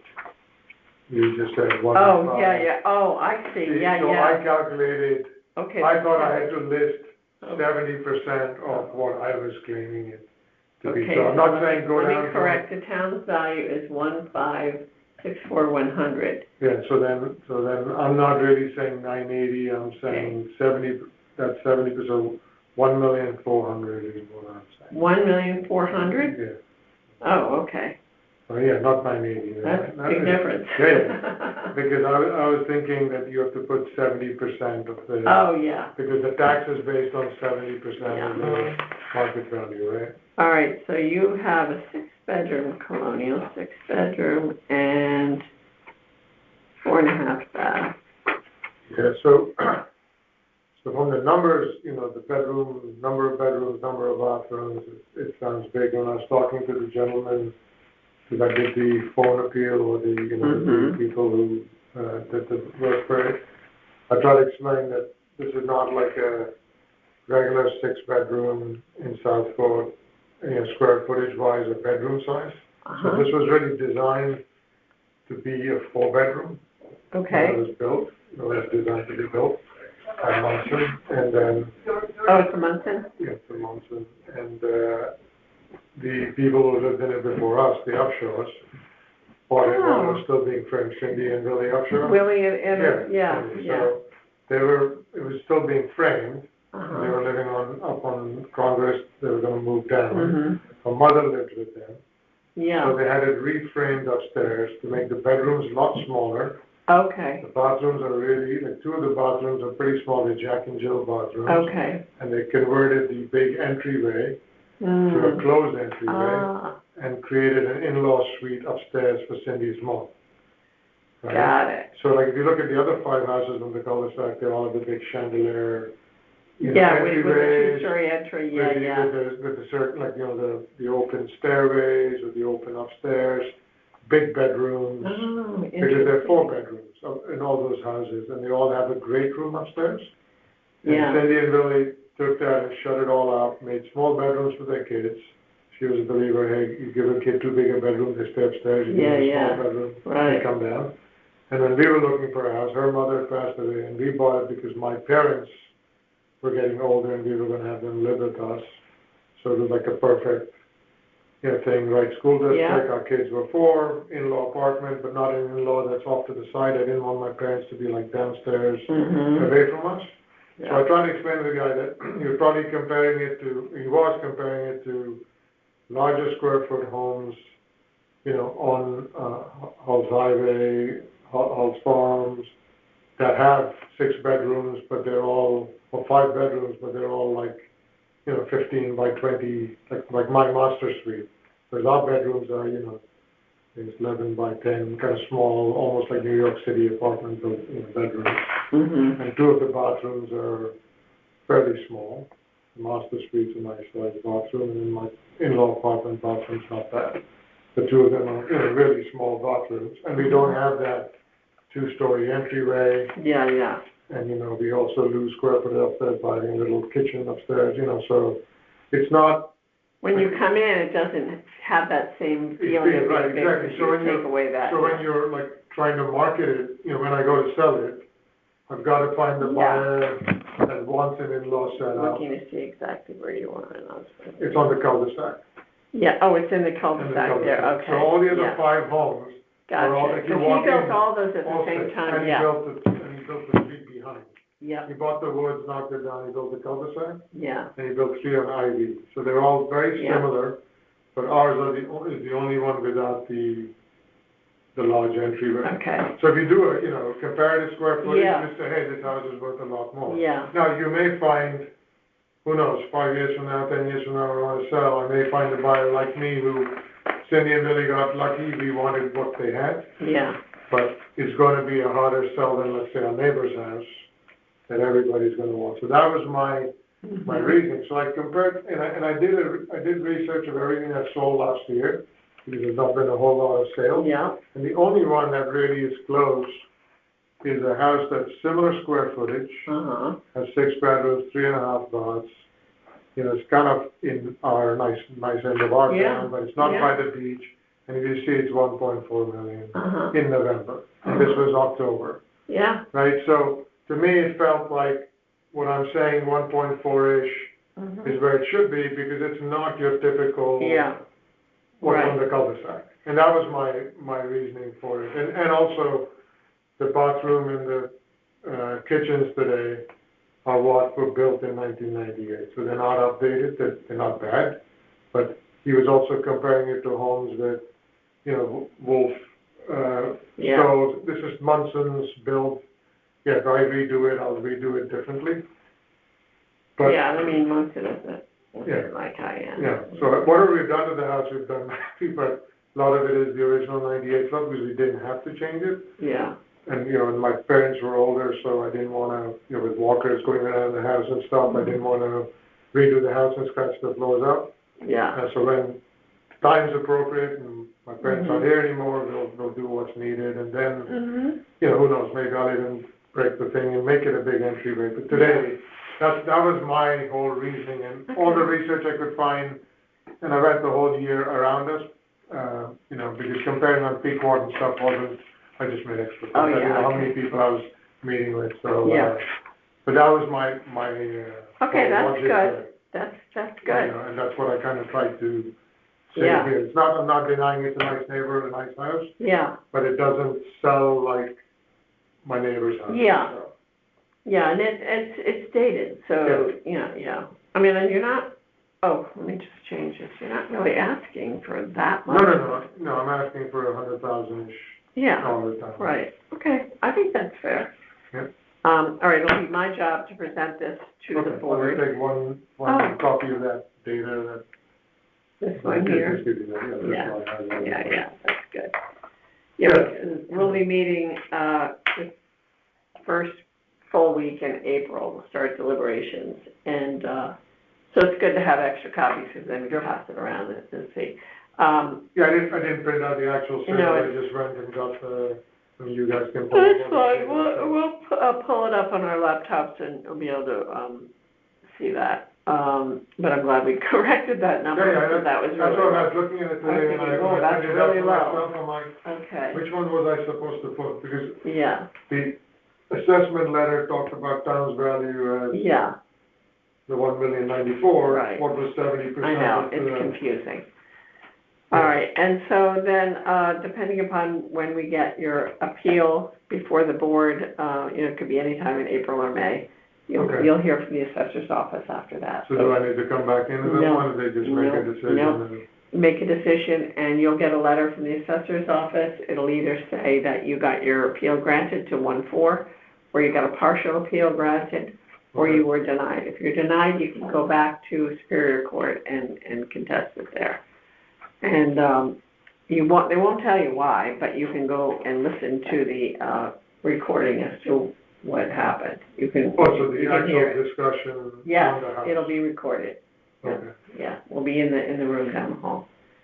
okay. Yeah. And that's not open to all, to the decision? Well, actually, anybody can come and listen. You can't speak, you can't, you've had your hearing. Yeah, You won't be able to come and speak, but anybody can come if you wanted to, if you find out the night of the appeal. and how do you find out if it's listed?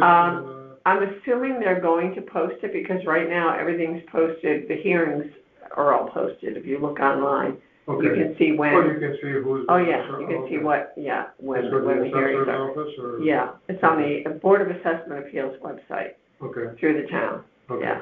And then in the same way, it would probably post when my Yes, house is being exactly. discussed. Yep, And when did you say you think you'd do this? well, we're starting the week after Easter. Okay. We're starting with And is it deliberation. going in the order of the numbers? I don't know how they're doing it, because it's been all over the place. I mean, I've had appeals, let me see. I started with number 492 tonight, and I'm ending with, now I'm in the 800s, almost 900, and I'm ending with 592, so, Okay, so there's no real. Yeah, it's all over the place, yeah. Okay. All right? All right, well, thank you very much. Thank you, Hopefully, all right. Hopefully, All right, the time is 7:23, and this is appeal number 898. I'm Helene Daly, and this address is 203 Napus Road, and the appellant is Francis Colbus? Yeah, okay. Colby. Francis, you, okay. All right, and what is your name, sir? I have to add you to this. Casimir Colby. Casimir. C-A-S-I-M-I-R. That's her, I'm her husband. Uh-huh. She owns the house. She does. She's the boss, huh? Yes. That's an interesting name, Casimir. Yeah, I gotta do everything what she wants. Right. Almost. All right, I'll tell you, I'm going to swear you in, Francis. If you'll raise your right hand. Do you solemnly swear that the information you shall give concerning the assessment appeal now in question shall be the truth, the whole truth, and nothing but the truth, so help you God? Yes. And if you just sign there.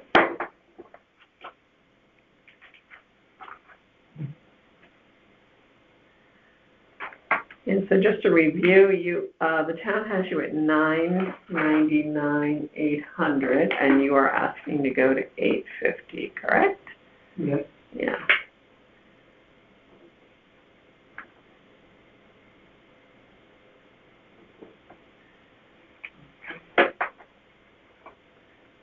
Okay, you're a nice 4-bedroom, 2.5-bath colonial, 2460 square feet.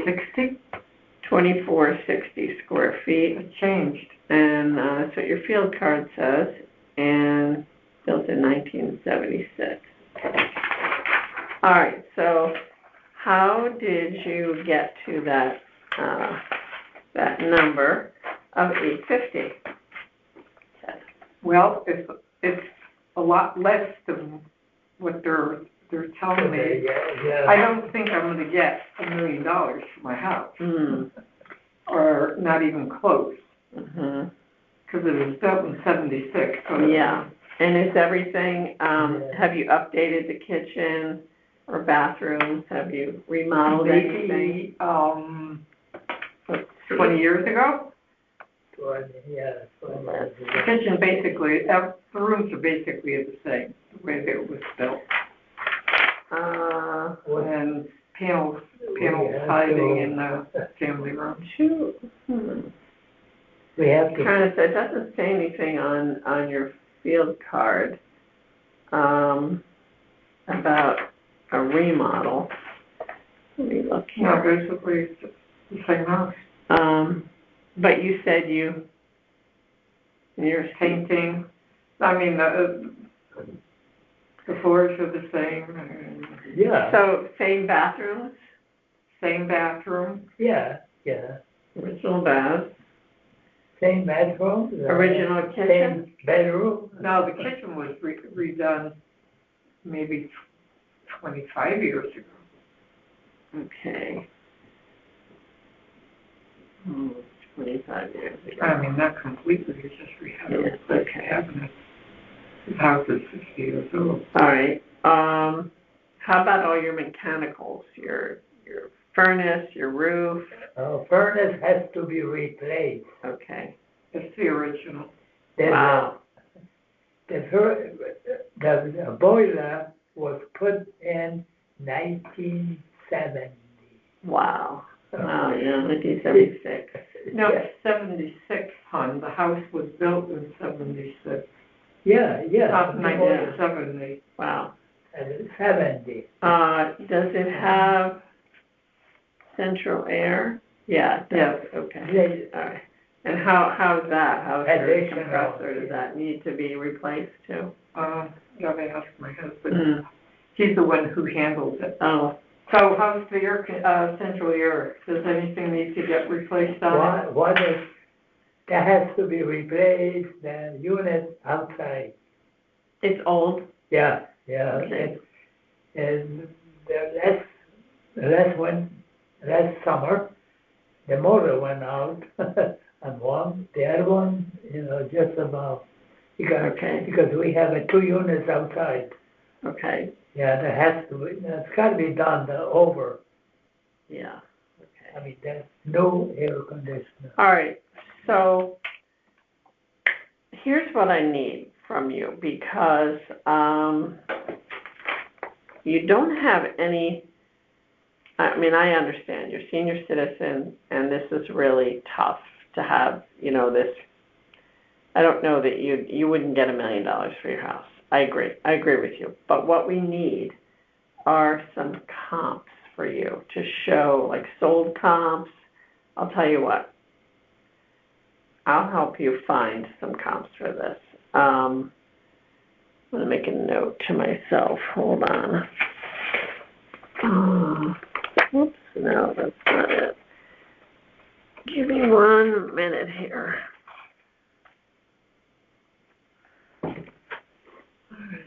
Got so many notes for different people that I need to do things for.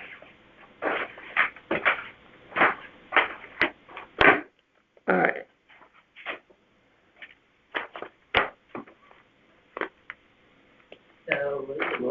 All right, so this is appeal number 898. We need sold comps.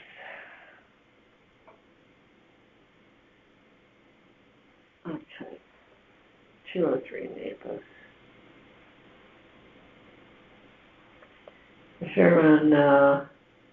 You're on half an acre there. Well, not quite a. Well, half 0.4, an acre, four that's what point, they call it. 0.46, yeah. 203 Naples. All right, well, I'll see what I can find, and then I'll add that to your Okay. Thank you. Yeah. And,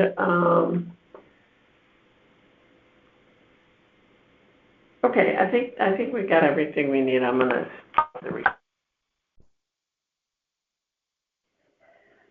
the time is 7:37, and this is appeal number 592. I'm Helene Daly, and this address is 40 Victoria Court, and the appellant is Scott Daniel. Daniel Scott. Daniel Scott. Oh, they've got it. Okay. Yeah. Yeah, Daniel Scott. Could go either way. You probably get that a lot, right? Only every day. Oh my gosh.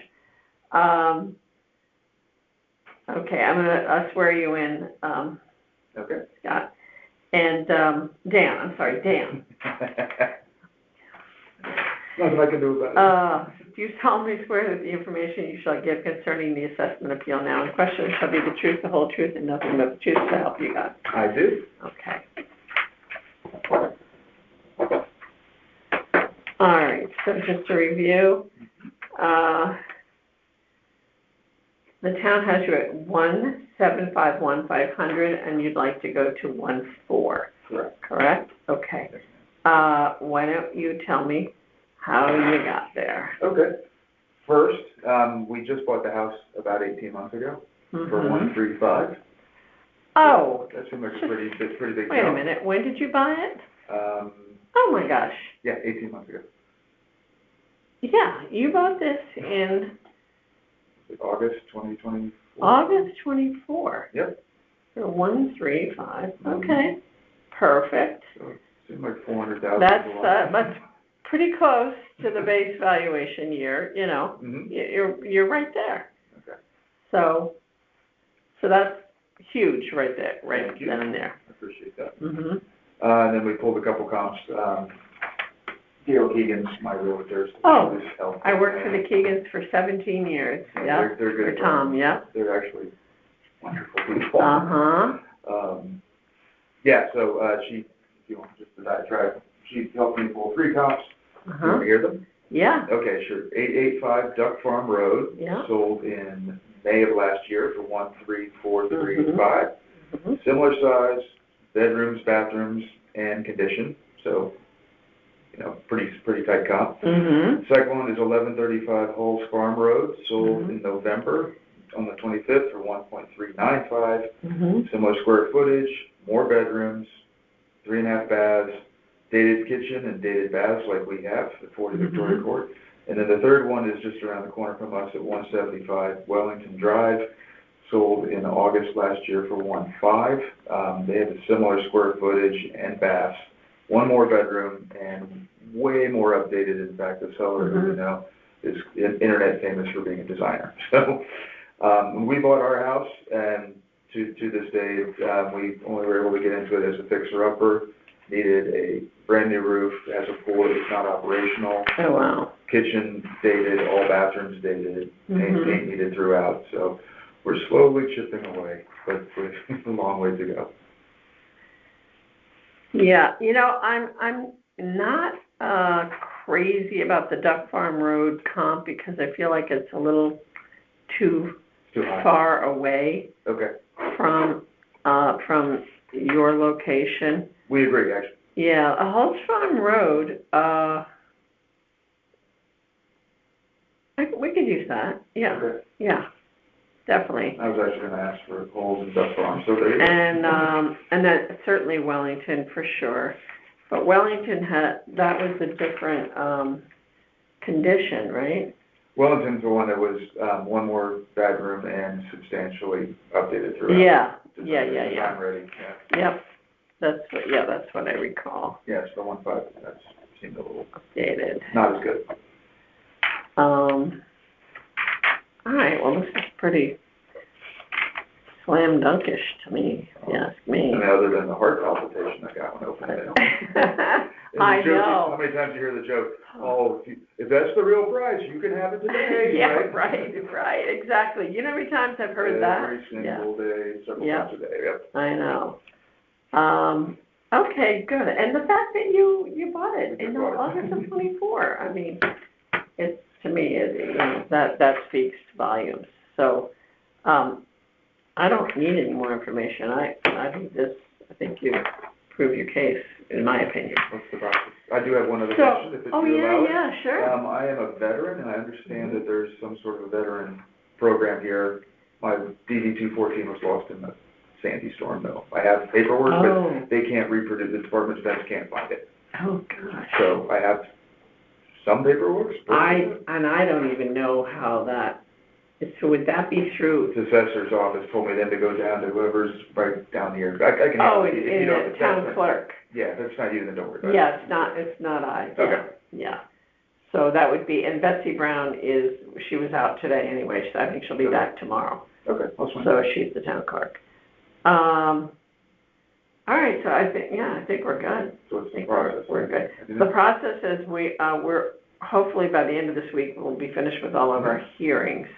These are all what I've listened to so far. There are 911 of them. Oh my goodness. And normally we get about 150, 911 this year. So we'll start our deliberations probably the first week right after Easter, Easter week, yeah. And then it's a 9-member board, 5 elected members, of which I am one of those, and then 4 alternates. And then it's my job to present your appeal to the board. And then we vote on it, and then you'll hear from the assessor one of 3 ways. Yes, you got your appeal granted to your number, or you got a partial appeal, or you got denied. If you're denied, then they won't tell you why, but you can go back and you can listen to your deliberation. Okay. And they should be posting that online when your case is going to be heard, so you can tune in and listen. You could even come and watch us debate if you want to. Occasionally we do get somebody in there, but Yeah, and then you'll hear from the assessor, and then if you're not happy, with the results, you can always go to Superior Court. Okay. And bring it there. Wonderful. But I see no problem with this, I really don't. I mean, Well, I appreciate your help. yeah, we like it when people buy and they say, we should hear it. Exactly. It's like, all right, well, what are we looking at here? It's a no-brainer. All right, so thank you very much. Thank you very much. Appreciate you Have a coming. great Nice evening. to meet you. Appreciate it.